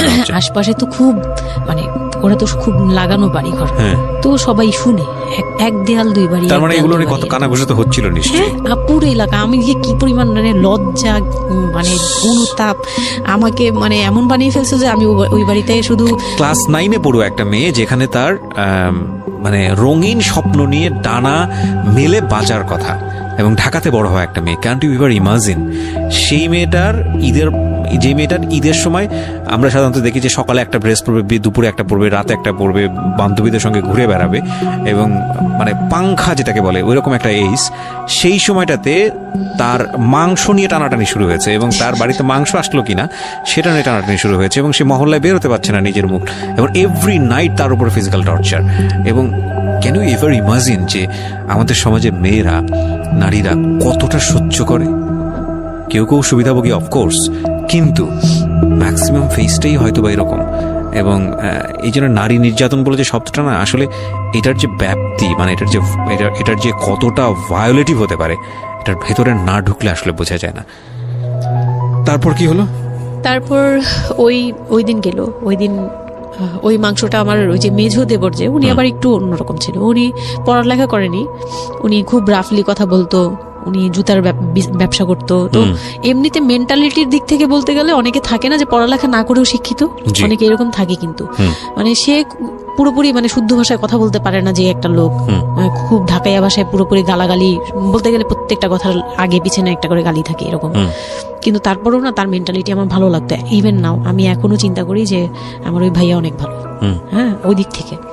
তো উনি এসে এরকম দেখে বাসায় মাংসটা নিয়ে এসে রেখে তারপর খুব গালাগালি করে, খুব বাজেভাবে ভাই বোনদের বললো যে তোরা আসলে মানুষই না, তোরা মানুষ হইলে এই ধরনের এই সিচুয়েশনটা ক্রিয়েট করতি না। মানে উনি ওনার মতো করে বলছে, গালাগালি করে, যে এইরকম মানুষ করে, তোরা কি ছোট লোক, জীবনে কি কখনো এগুলি দেখোস নাই, বা এগুলো কি কখনো খাস নাই, বা এখনো কি পাস না, এরকম করার কি আছে, ওর বাসা থেকে আসলে খাবি, এরকম মানে এইভাবে খুব বাজে 2-4টা কথা বলছে। তারপর তারা গিয়ে ঠান্ডা হয়েছে, আর আমার বলতেছে তুমি এখানে বসে বসে ওদের দৃশ্য দেখতেছো কেন, তুমি উপরে যাও। তখন তার বউর আবার একটু জেলাস হলো যে আমার প্রতি তার কেন মানে ওই দিক থেকে আবার মানে ওইটা ওইভাবে দেখলো না যে ভাই হিসেবে বোনকে সেভ করলো, এরকম না। আমি কিন্তু এইভাবে নিয়েছি যে মনে হচ্ছিল যে আমার বড় ভাই, এটা ওদের ভাই না, আমারই বড় ভাই, আমাকে সেভ করলো। আমার কাছে এত ভালো লাগছে, আমি কিছু হলেই বলতাম ভাইয়ারে, যে বলতাম ভাইয়া দেখেন না আমার সাথে এটা বলতেছে, সাথে নেমে এই কে ওরে গালাগালি করছে, উনি তো গালাগালি শুরু করে দেয়, আর উনারে সবাই ভয় পেত। মানে আমার হাজবেন্ড ভাই বোনের সাথে তাল মিলাতো, আর উনি ছিল একটু ডিফারেন্ট। তো কিছু হলেই উনি বাসায় আসার অপেক্ষায় থাকতো না, উনি আসলে উনারে বলবো। একদম সিঁড়ি দিয়ে ওঠার সময়, নামার সময়, ভাইয়া আজকে আমার না এটা বলছে, এই সাথে ভালো হলি, মানে উনি মোটামুটি আমাকে সেফ রাখতো। আর ছোট যে দেবরটা ছিল, ও হচ্ছে একদম কোনো কথাই বলে না, চুপচাপ, ইয়েস নো কিছুই বলে না, চুপচাপ। সে আবার ছিল স্কুল টিচার, ওই পুরো ফ্যামিলিতে ওই এডুকেটেড ছিল, মাস্টার্স কমপ্লিট করা আর কি। ও একটা খুব ভালো সাইড বেছে নিয়েছে যে কথা বলে এখানে লাভ হবে না। হ্যাঁ, সে একদম চুপ, নিরপেক্ষ। কারণ তাদের সাথে বলতে গেলে ভাই বোনের সাথে দ্বন্দ্ব হবে, আমার সাপোর্টে যেতে গেলে একটা বাজে কিছু ক্রিয়েট হবে, আবার আমাকে বকা দিতে গেলে এটা অন্যায় হবে, সে ওটা বুঝতো। মানে আমি যা সবকিছু মিলে যেটা দেখলাম, যে এটার জন্যই সে চুপচাপ থাকতো। তো মানে উকিল মা যে ছিলেন আমার খালা, উনি কোরবানি দিয়ে পরের দিন রান পাঠাইছে।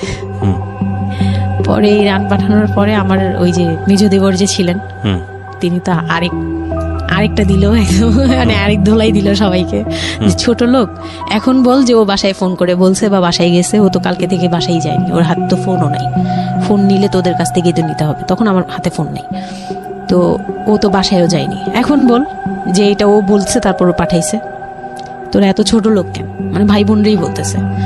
তো ওরা তো আর কিছু, এটা পাঠানো তো এটা উচিতই, এটা ওদের উচিত, এই সেই, মানে সে তারা তারপরও ছোট হচ্ছে না, তারা মনে করতেছে এটাই করা উচিত ছিল, এটা না করলে আরেকটা কথা শুনাইতাম, এরকম বলতেছে ওটা। তো এগুলো করার পরে আমিও আর এগুলা মাথা থেকে ফেলে দিলাম, ভাইয়াও বলে টলে চলে গেল। আর আমার হাজবেন্ড যে ছিল সেও খুব খুশি, সে মানে আমার বাসা থেকে পাঠাইছে এই সেই। তো বিয়ের 4 মাস পরে মেইন পার্ট যেটা, যে আমি কনসেপ্ট করি তখন আমি বুঝতে পারি না কনসেপ্ট এই 13-14 বছর বয়সে। হ্যাঁ, তখন আমি স্কুল যাতায়াত করতাম, রেগুলার না। আচ্ছা, মাঝে মাঝে রেগুলার মানে মাঝে মাঝে বলতে আমি চাচ্ছিলাম কি পড়াটা রানিং থাকুক, এক্সামগুলো দিব আর বাসায় থাকবো। আর বাসা থেকে যখন স্কুল ড্রেস পরে বেরোতাম আমাকে সবাই মিলে কি যে বলতো, মানে বলার মতো না, এগুলো অকথ্য ভাষা বলতে গেলে, যে মানে নোংরা কথা বলতো। তো যাই হোক, ওগুলো আমি কানেও নিতাম না, আমি বলতাম না আমি স্কুলে যাব। আর যেহেতু বিয়ের সময় বলছে যে ওরে পড়াশোনা করতে দিব, আমার হাজবেন্ড এগুলো বলছে, ও না ও স্কুলে যাবে আসবে সবই করবে। পরে গিয়ে বলে কি তুমি বাড়ির বড় বউ, তুমি যদি স্কুল ড্রেস পরে স্কুলে যাও কেমন দেখা যায়? আমি তো বোরকা পরতাম।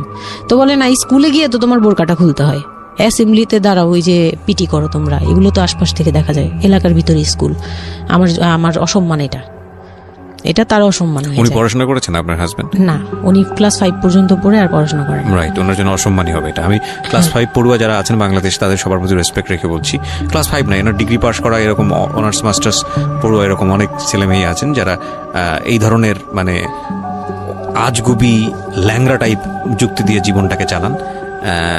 তাদের জন্য এটা আসলে অযুক্তি কি হবে, কিছু করার নাই। হ্যাঁ, তো আমি তখন চিন্তা করছি যে আমি স্কুলে যাব, তো মাঝে মাঝে করতাম কি একটু করেই মানে ম্যানেজ করে যাওয়ার চেষ্টা করতাম। বিষয়টা যদি এরকম হতে ধরেন, আমি জানি না, প্রথমত যেটা ঠিকই হয়নি, মানে কোনো কিছুই ঠিক হয়নি, শুনছি আর মেজাজ খারাপ হচ্ছে আসলে, মানে কোনো কিছুই ঠিক হয়নি। তারপরেও যদি খারাপের মধ্যে ভালোটা চিন্তা করি, যে ঠিক আছে এত কিছু, একটা মানুষের এত খারাপ, একটা দিকটা একটু ভালো থাকতে পারে না, ওর ওয়াইফকে সে সাথে করে নিয়েছে, ঠিক আছে তোমার স্কুলে চলো আমি তোমাকে পৌঁছে দিয়ে আসি, স্কুলে পৌঁছে দিয়ে আসলো, স্কুল থেকে নিয়ে আসলো। কিছু জিনিস হয়তো ওনার আত্মসম্মানে লাগবে, যেহেতু উনি বেশি দূর পর্যন্ত লেখাপড়া করেনি, উনি অনেক কালচারের সাথে অভ্যস্ত না, এতটুকু হলেও তো ও নিজের মনটাকে বুঝতে দিতে পারতো যে না আমার হাজবেন্ড আমাকে কেয়ার করে। মানে স্টুপিডিটির আর কি, মানে লিমিটলেস স্টুপিডিটি যাকে বলে। তুমি অ্যাসেম্বলিতে দাঁড়াবে, সে কারণে তোমার লেখাপড়া বন্ধ, বদমাইশ। তারপর স্কুল বন্ধ করে দিল। না, তখন আমি কনসেপ্ট করি, আমি বুঝতে পারিনি, আমার তখন টেস্ট পরীক্ষা চলছে স্কুলে। তো পরীক্ষা দিতে দিতে আমার মানে শারীরিক পরিবর্তন খেয়াল করলাম, যে আমার বমি লাগতেছে খুব, মানে বইয়ের দিকে তাকাতে পারছি না, খাতার দিকে তাকাতে মানে মাথা কেমন করতেছে। তখন ক্লাস 9-এ। তখন আপনি জানেন না আপনি কনসিভ করেছেন? না, তখনও মানে এইটার সিম্পটম ফার্স্ট। তো এইরকম হওয়ার পরে রাতে 11:30-12টার দিকে আমি না খুব গড়াগড়ি করে কান্না করতেছি, জোরে জোরে, মানে খুব গড়াগড়ি করে জোরে জোরে কান্না করতেছে। আমার মাথায় নেই যে কে শুনতেছে কে না শুনতেছে এরকম। তো এটা দেখে তার বোন, যেটা বিয়ে হয়ে গেছে, সে আবার ছিল বাসায়, তো সে দেখে বলতেছে, সে আবার মানে খারাপ লাগছে তার কাছে, বলে চলো এক্ষুনি তোমার নিয়ে হসপিটালে যাব। হ্যাঁ, ওর কি হইলো হঠাৎ করে, কি খাইছিলা তুমি, কি উল্টাপাল্টা কিছু খাইছো কি না? সেই বলছি না, আমার কেন জানি অনেক পেট ব্যথা করতে, আমি পারতেছি না সহ্য করতে, পেট জ্বলতেছে আমার খুব। তো নিয়ে গেল ডাক্তারের কাছে। তখন ডাক্তার আমার নার্ভস দেখে বললো যে শি ইজ প্রেগন্যান্ট। 100% কনফার্ম করতে পারবেন আল্ট্রাসাউন্ড না এমনিতে, তবে উনি আর কি উনার মতো করে বলছে।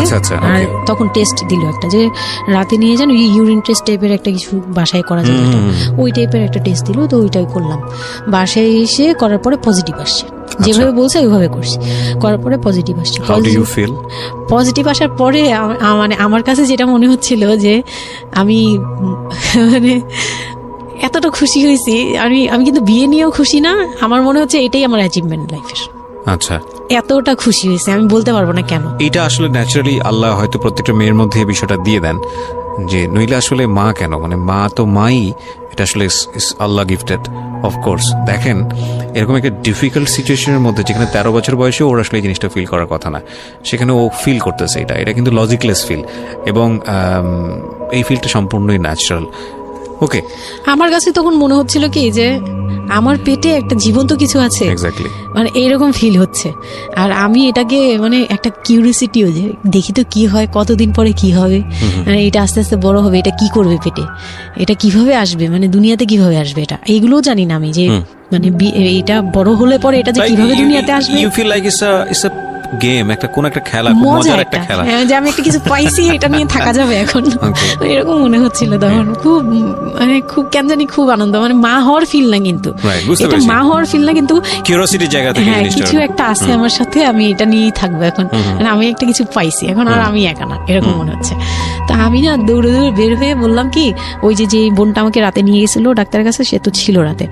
তো আমি বের হয়ে বলতেছি কি, আপা আমার না এইরকম 2টা আসছে, মানে এই পজিটিভ স্টেপ গুলো আসে যেগুলো বলছে। পরে সে না সাথে সাথে বলে কি, এখন তো আমাদের কদর কমে যাবে আরো।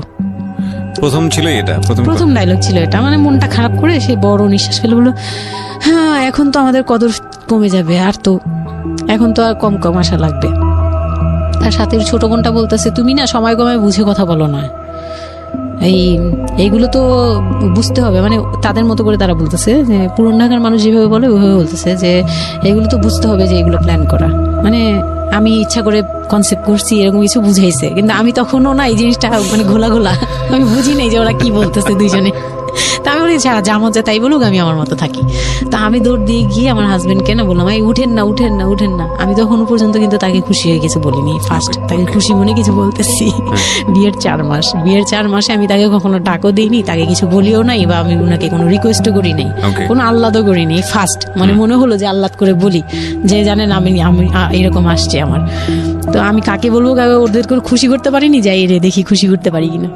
যে তাকে ধাক্কা দিছি, সে ঘুম থেকে বিরক্ত হয়ে উঠলো, এই ধাক্কা কি করো কেন, কি হয়েছে? আমি তো মনটা ভেঙে গেলাম কি, যে আমি তো এরকম আমার পজিটিভ আসছে, দেখালাম যে এই যে এটা হলে না পজিটিভ হয়, রাতে পেট ব্যথা বলছিলাম না, তো ওইটার ইয়েতে এটা আসছে। তারপরে না চুপ হয়ে তাকায় আছে, বলে কি এইগুলা কি মানে বুঝলাম না। বলে কি এইটা তো ঠিক না। কি ঠিক না? তারপর বলতেছে যে এখন তো এগুলোর দরকার নেই আমাদের, এখন তো এগুলোর কোনো দরকার নাই।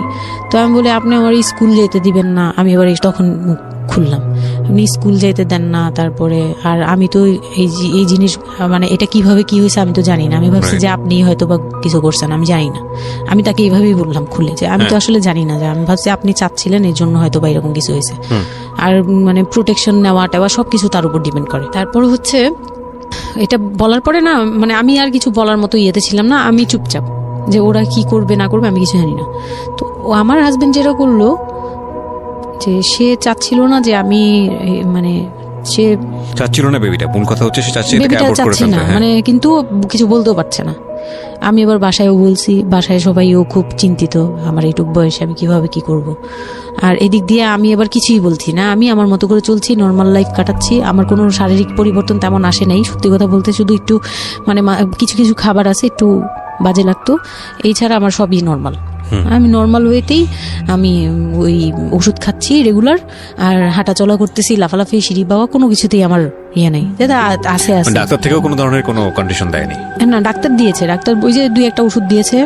প্রথম কথা হচ্ছে ডাক্তার থেকে যে বাক্যটা আসলে ছিল যে এই 13 বছরের মেয়ের সাথে এটা কিভাবে হলো? ও ডাক্তার, হ্যাঁ। তখন যখন ফার্স্টে ওই দেখলো, তো উনি বললো যে এটা তো আসলে নষ্ট করাটা ওর জন্য রিস্ক। এক্স্যাক্টলি, মানে সব দিক থেকে তো রিস্ক। ডাক্তার যেটা বললো, যে জাফর ইকবাল আমার বাসার পাশেই ছিল উনি, তো উনি আমাকে যেটা বললো যে এই মেয়ের মানে রাখাটাও যেমন রিস্ক, ফেলে দেওয়াটা। আর যেহেতু মানে আল্লাহকে তো সবাই বিশ্বাস করি, তো বলতেছে যে যেহেতু আল্লাহ চাচ্ছে, যেহেতু এসেই পড়ছে, এটাকে নিয়ে আমরা মাতাবুরি না করি, যেহেতু রাখাও রিস্ক, ফেলে দেওয়াও রিস্ক, তো রাখুক না। এটা এইভাবে আল্লাহকে নিয়ে বলা যাবে না, এমন বলছে, ভুল বলেছে না। উনি বলছে আর কি, থাক ঠিক আছে, যদি ভাগ্যে থেকে থাকে তাহলে হবে। আর এই বয়সে হয়, কিন্তু এত অল্প বয়সে নেওয়াটা ঠিক না, উনিও এটা বলছে। তো ওইভাবে ইয়ে করার পরে তো আমি তো রাখছি ঠিকই, কিন্তু আমি তো মানে ওই সময়টা তো ভালোই গেছে। বাচ্চাটা হওয়ার পরে তো আমি বুঝতে পারছি যে আসলে জিনিসটা যে আমার পুরো কত বড় একটা ইয়ে ছিল। এখন আপনার হাজবেন্ড হ্যাপি না, সে চিন্তিত বিষয়টা নিয়ে। তারপরে কি হলো? তারপরে থেকে তার মধ্যে আমার মধ্যে একটা বিরাট গ্যাপ তৈরি হলো। সে আমার সাথে মানে টোটালি মিশে না। ওকে। ওই সময় থেকে যখন শুনলো রাতে 3টা-4টা বাজেও আসে বাসায়, তার মধ্যে একদম পুরো চেঞ্জিং চলে আসলো হঠাৎ করেই। কি কারণে জানি না, মানে আমি নিজেও জানি না আমার কি ভুল ছিল বা কি, আমি নিজেও বুঝছিলাম না তখন।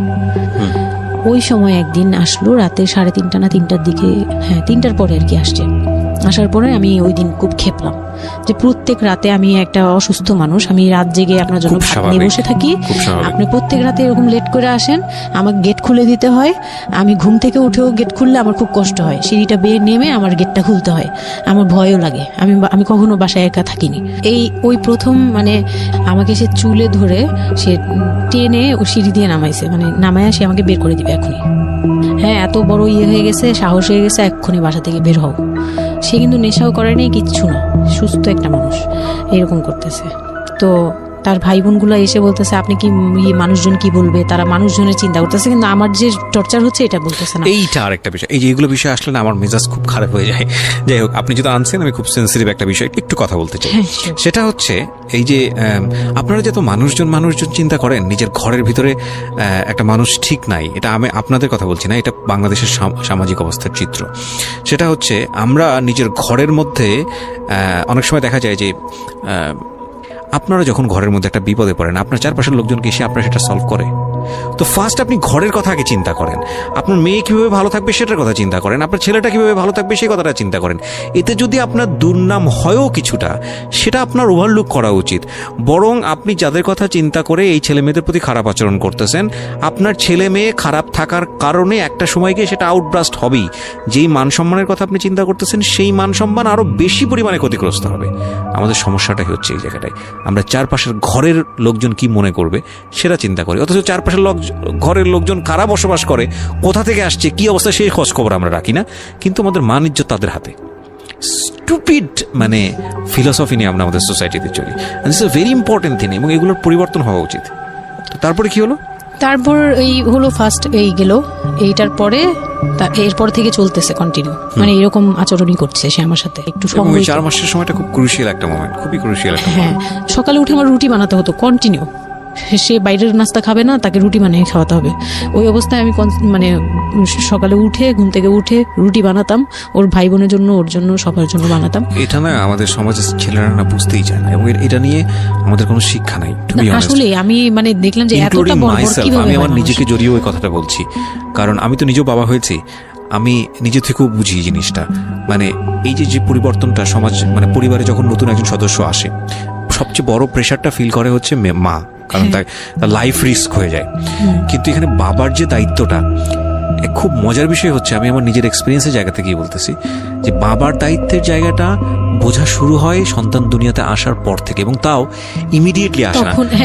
সন্তান একটু করে বড় হচ্ছে, অ্যাটাচমেন্টটা হচ্ছে, যখন নড়াচড়া সামনে দিয়ে নড়াচড়া করতেছে, একটু মিস হচ্ছে, দূরে থাকতেছে, তারপরে কি মানে সন্তান যখন প্রাপ্তবয়স্ক 1 বছর 2 বছর বয়স, ওই সময় বাবা ফিলটা আসে, তুলে দেয়, তখন তখন হচ্ছে বাবা ফিলটা পায়। তার আগ পর্যন্ত বাবা বুঝতেই পারে না, তো মনে হয় আসলে কি বাচ্চাটা আমার কোত্থেকে আসলো, এই সত্য ফিলটা এরকম থাকে। এটা খুব ন্যাচারাল একটা ফিল, কিন্তু এই ন্যাচারাল ফিলটার সুযোগ নিয়ে অনেক সময় আমরা একটা অবুঝের মতো আচরণ করে ফেলি, ভয়ানক বাজে আচরণ করে ফেলি। একটা ইয়ে থাকে, মাত্রা থাকে, যেমন আপনি কতটুকু কেয়ারফুল ছিলেন, কতটুকু ইয়ে ছিলেন, এটার কিন্তু একটা লেভেল আছে, পার্সেন্টেজ আছে, এবং এটা নিয়ে শেখানো উচিত আমাদের মানে এডুকেশন সিস্টেমের মধ্যে তো নাই। এবং আমরা জানি না, ম্যারেজ কাউন্সিলিং বলে অনেক একটা বিষয় আছে, এগুলো তো আমাদের প্র্যাকটিসে নাই, কোনোভাবেই নাই, তো আমাদের কাছে বিলাসিতা এবং আমাদের রাইট। এবং বাবা যিনি, একটা হচ্ছে যে মা হওয়ার একটা প্রিপারেশন দরকার আছে, মেন্টাল প্রিপারেশন, একটা বাবা হওয়ার জন্য একটা মেন্টাল প্রিপারেশন দরকার আছে। আমাদের সমাজে এটা টোটালি মিসিং। আমরা এই নারী দিদিদের কাছ থেকে যে গাইডটা পেয়ে আসছি, সেটা না বুঝে না শুনে প্র্যাকটিস করেছি। আমি জানি না, আজকে আমি সত্যি এই কথাগুলো বলতেছি, হয়তো আমরা ওই রাতারাতি পরিবর্তনের জায়গায় যেতে পারবো না, বাট আমি শুধু একটা কথাই বলতে চাই, সেটা হচ্ছে বাবাদের দায়িত্বটা অনেক বেশি, বিশেষ করে বাচ্চা চলে আসার পর থেকে মেন্টাল সাপোর্টটা খুবই জরুরি। হ্যাঁ, এবং কারণ এটা একটা মেয়ের লাইফ রিস্কের প্রশ্ন, এবং আপনি জানবেন না যে সে আসলে কতটা ভয়ানক রকমের লাইফ রিস্কের মধ্যে রেখে সে একটা সুন্দর স্বপ্ন দেখে। তো ওই মানুষের পাশে কিছুই না, আপনি শুধু কোম্পানি দেন, এবং এই কোম্পানিটা তারা খুব মিস করে এই সময়টাতে। হ্যাঁ, এটাই ও বলার চেষ্টা করছে। তারপর হচ্ছে যে আমার বেবি হলো হসপিটালে, যখন মেয়ে হলো, তো এই রুমটাতে ঢোকার পর্যন্ত আমি খুব ইয়েতে ছিলাম, মানে রুমটাতে যখন ঢুকি তখন আমি কান্না করছিলাম, খুব ভয় ছিল যে হ্যাঁ, তখন মনে হচ্ছিল যে আমি মরেই যাই নাকি এরকম মনে হচ্ছিল। আর আমাকে তো মানে অপারেশন করবে, তারাও ডাক্তার বলতেছে এই মেয়ের অপারেশন কি করব, আর এই মেয়ে নর্মালি কি বেবি দিবে। আমি বলতেছে এটা তো গ্রামগঞ্জ না, আপনারা কি করছেন। আমি তখন আরো শুকনা ছিলাম, তো আর এমনিতেও বয়সও কম ছিল, আবার শুকনাও ছিলাম, দেখতে আরো পিচ্ছি লাগতো। বলতো যে অনেক দুর্বল, তো ও তো মানে ঠিক মতো টেক কেয়ারও করেন নাই বাসায়। হ্যাঁ, বলতেছে একদম আমার এই হাতের মানে এইগুলো ব্রেন গুলো বুঝে যেত, এইগুলো বুঝা যেত, একদম হাড় গোড় বুঝা যেত। যখন অপারেশন করে, অপারেশনের 12 ঘন্টা পর আমার সেন্স আসে, প্রায় 12 ঘন্টা। মানে আপনার বেবি হয়েছে আপনি জানি না? পরে আমি যখন ঘুম থেকে সিজারিয়ান বেবি পরের দিন শুধু রাতে একটু টের পাই যে আমি আমার পাশে কেউ মানে ব্রেস্ট ফিড করছে, এটা ফিল পাইছি। শুধু মুখের দিকে তাকাতে পারিনি, চোখ খুলতে পারিনি, কিন্তু কেউ একজন আমার পাশে শোয়া, মানে আমার হাতের উপরে একটা বাচ্চা শোয়া, এইরূপ ফিল পেয়েছি। আর এরপরে যে চোখ বন্ধ করেছি, একবারে সকালে প্রায় 11টা-12টার দিকে আমার ঘুম ভাঙছে। তখন তাকানোর পরে একটু পুরোপুরি ইয়েতে, তো আমাকে উঠিয়ে নিয়ে আমাকে ইয়েতে ক্যাবিনে দেওয়া হলো। ক্যাবিনে দেওয়ার পরে আমি বাচ্চাকে দেখি, বারবার চিন্তা করি যে এটা আমার মেয়ে, কোত্থেকে আসলো, কিভাবে আসলো, আমি নিজেকে দেখি। এটা তখন না আমার মাথায় এটাও ছিল না যে এটার বাবাকে, এটার ফুপুকে, এটার চাচাকে, হোয়াট এভার, আমার বাচ্চা এটা, মানে আমি এখনো স্টিল না, আমার বাচ্চা এখন ক্লাস 8-এ পড়ে, এখনো আমি তাকে বাচ্চা বলি। হ্যাঁ, তো ও আর আমি একসাথে হাঁটলে মনে হয় কি মানে ফ্রেন্ড আমরা এরকম। পর হচ্ছে ওই বাচ্চাটা হলো, বাচ্চাটা হওয়ার পরে সে খেলে, আমার খুব ভালো লাগে, তাকে নিয়ে আমার সময় ভালো কাটে। আমার আর মানে ওর বাবার কথা মাথায় নেই যে এই লোক শুধু মানে এনে দিবে ঘরে, আমি রান্না করব, খাবো, ব্যাস ওই পর্যন্তই শেষ। আমার আর এর দরকার নেই, কাউরই দরকার নেই। আমার বাচ্চা নিয়ে আমি পুতুলের মতো খেলি সারাদিন। ওর বাবা অনেক সময় দেখা গেত, ওর বাবা তো রাতে 2টা-3টায় আসতো, আসার পরে যে খাওয়া দাওয়া করে ঘুমাবে। তো আমি তো, আমার তো ওই রুম ছাড়া কোনো ওয়ে ছিল না, ওই রুমে আমি হাঁটাহাঁটি করতাম, বাচ্চা কান্না করতো। একদিন এমনও হয়েছে সে আমাকে ঘর থেকে বের করে দিচ্ছে, আমি নাকি ইচ্ছা করে বাচ্চাকে কাঁদাই আর তাকে ঘুমাতে দিই না। হ্যাঁ, সে আমাকে বাসা রুম থেকে বের করে দিচ্ছে। তো রাতে এত রাতে বাসা থেকে যখন রুম থেকে বের করে দিচ্ছে, আমি সিঁড়িতে সারা রাত, মানে ওদের তো আর বারান্দাও নেই হাঁটার জায়গা। বাচ্চা কোথায় ছিল? বাচ্চা আমার কোলে, বাচ্চা তাওয়াল দিয়ে পেঁচানো আমার কোলে, সে কান্না করতেছে, আমি সিঁড়িতে বসে আছি। আর আমি যখন সিঁড়িতে বসছি, আমি জানি না কি কারণে বাচ্চার কান্না অটো থেমে গেছে। রুম থেকে বের হয়েছি না, তো ওর বাবা যে ধমক টমক দিছে, আমি জানি না কি কারণে, হয়তো বা রাতও অনেক হয়ে গেছিল, অনেক কান্নাকাটির পরে হয়তো ও ক্লান্ত হয়ে গেছিল, ও মোটামুটি চুপ হয়ে গেছে সিঁড়িতে, নয়তো পুরো এলাকা জানার কথা এইরকম। তো আমি সিঁড়িতে বসে বসে কান্না করছি সারা রাত, মানে তখন অলমোস্ট তখন 4টা বাজে, ভেতরে ভাবে ঘুমিয়েছে নাক ডেকে। হ্যাঁ, তখন সে ঘুমাচ্ছে, ভিতরে গিয়ে ঘুমাচ্ছে। আমি এর ভয়ে রুমেই যাইনি, মানে কি না কি করবে আবার, এই জন্য রুমেই যাইনি। তো এই কাজটা করার পরে সে আমার মন থেকে আরো উঠে গেছে। আমার যে দেবর ছিল, যে বললাম যে আমাকে খুব ভালোবাসতো উনি, তো উনি আবার খুব ভোরে আসতো, জুতার ব্যবসায়ী তো, ওনাদের কারখানা সারা রাত কাজ হতো, প্রত্যেক দিন সকালে 5টা-6টা এইভাবে আসতো। তো ঘন্টাখানিক পরে উনি যখন চলে আসছে, তখন আমাকে সিঁড়ি দিয়ে ওঠার সময় মানে গেট নক করছে, ওনার ওয়াইফ নামছে উপর থেকে, নেমে বলতেছে তুমি এখানে কেন? আমি বললাম যে এরকম আপনার ভাই ঘুমাতে পারে না, আমাকে বের করে দিচ্ছে।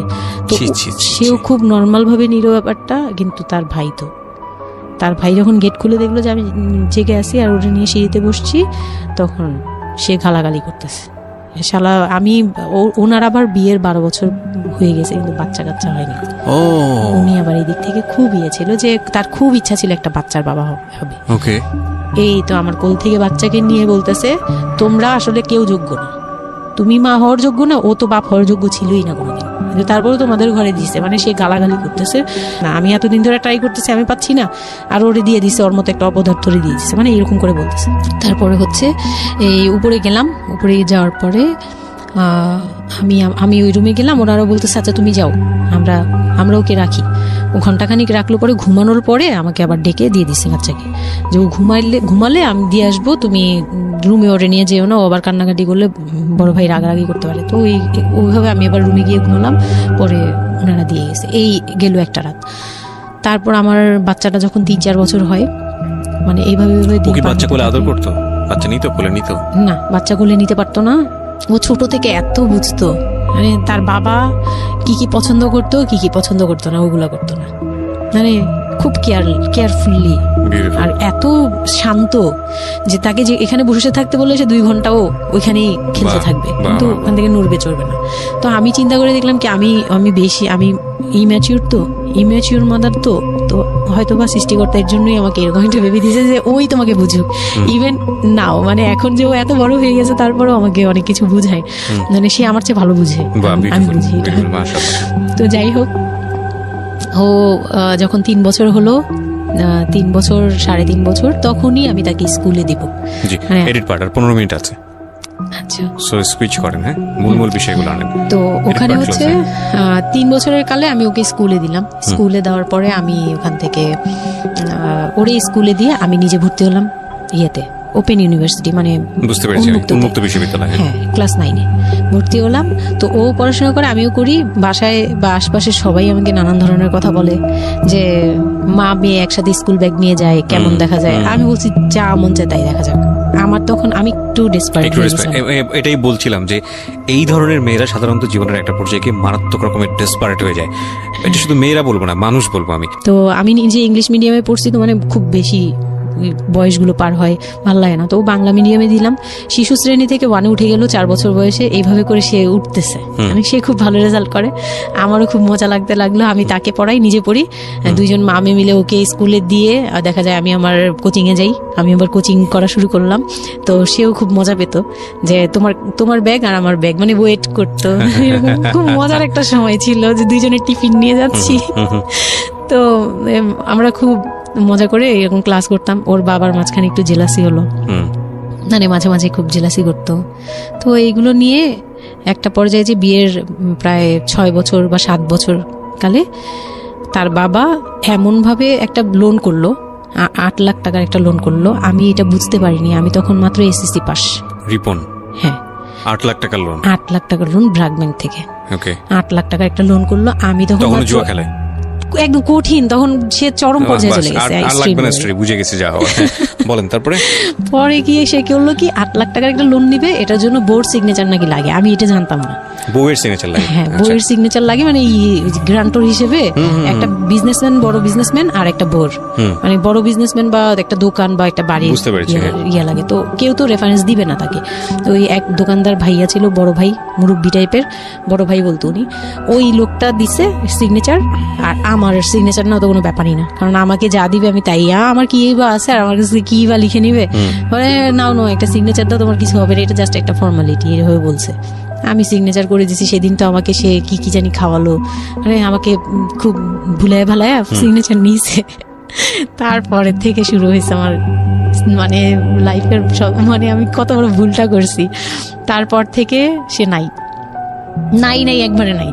মানে সে বাসা ভাড়া নিয়েছিলাম এর মাঝখানে, এটা বলতে ভুলে গেছি যে আমার দেবর ননদের বিয়ে হওয়ার পরে ওই বাড়িটাতে, মানে ননদের বিয়ের জন্য ওই বাড়িতে হচ্ছিল না। পরে আমরা বাসা শিফট করে, মানে ওই বাসা ভাড়া দিয়ে অন্য একটা বাসায় ভাড়া গেছি, ফ্ল্যাট নিয়ে ভাড়া যাওয়ার পরে ওই ননদের বিয়ে হওয়ার পরে তারপরে আবার যার যার মতো আলাদা আলাদা রুম নিয়ে থাকা, মানে বাসা নিয়ে থাকা। তো আমাকে যে ফ্ল্যাটটা নিয়ে দিয়েছিল 1 রুমের ছোট্ট একটা ফ্ল্যাট, হ্যাঁ, ওই ফ্ল্যাটে ছিলাম। তো ওইখানে আমার এই যে সিগনেচারটা করায়, মানে ভাই বোন থেকে আলাদা হওয়ার পরে সে তার ভাই বোনকেও ভয় পেত এইসব ব্যাপারে। আচ্ছা। তো আমাকে তারা হাইড করছে যে সে জুয়া খেলে, যে এটা আমাকে বলেনি। তো আমি একদিন টের পাইছি কিভাবে, যে ঈদের দিন, মানে লাস্ট ঈদ, ওনার সাথে আমার লাস্ট, মানে লোনটা নেওয়ার আগ পর্যন্ত আপনি জানতেন না যে সে জুয়া খেলে? না, তখনও বুঝি নাই। তার আগে কিন্তু আমি এটা ধরছিও, কিন্তু ধরেও বুঝতে পারিনি। 8 লাখ টাকার যে ঘটনাটা, এটা থেকেই শুরু। মানে সে হচ্ছে এই 8 লাখ টাকার লোন নিয়ে চলে গেছে। 2 মাস 3 মাস একদম, মানে টোটালি নাম্বার বন্ধ, সব বন্ধ। তারপরে ওই পরের মাস থেকে তো লোনের যে একটা ইয়ে থাকে, ইন্টারেস্ট সহ, যে ওইগুলোর জন্য তারা বাসায় পর্যন্ত চলে আসছে। এসে আমাকে অপমান করতেছে যে আপনি সহজ জানেন, আপনি না জানলে এটা সম্ভবই না, আপনি জানেন, নয়তো আপনি সিগনেচার দিলেন কিভাবে, সিগনেচার কি না জেনে দিয়েছেন। তখন আমি কান্নাকাটি করে বলছি যে আমি আসলে এই বিষয়টা বুঝি নাই।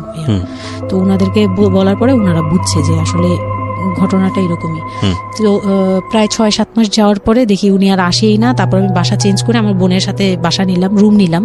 একটা রুম নিয়ে মেয়েকে নিয়ে খুব কষ্ট করে থাকি। আমি একটা জব নিলাম ভালো একটা কোম্পানিতে।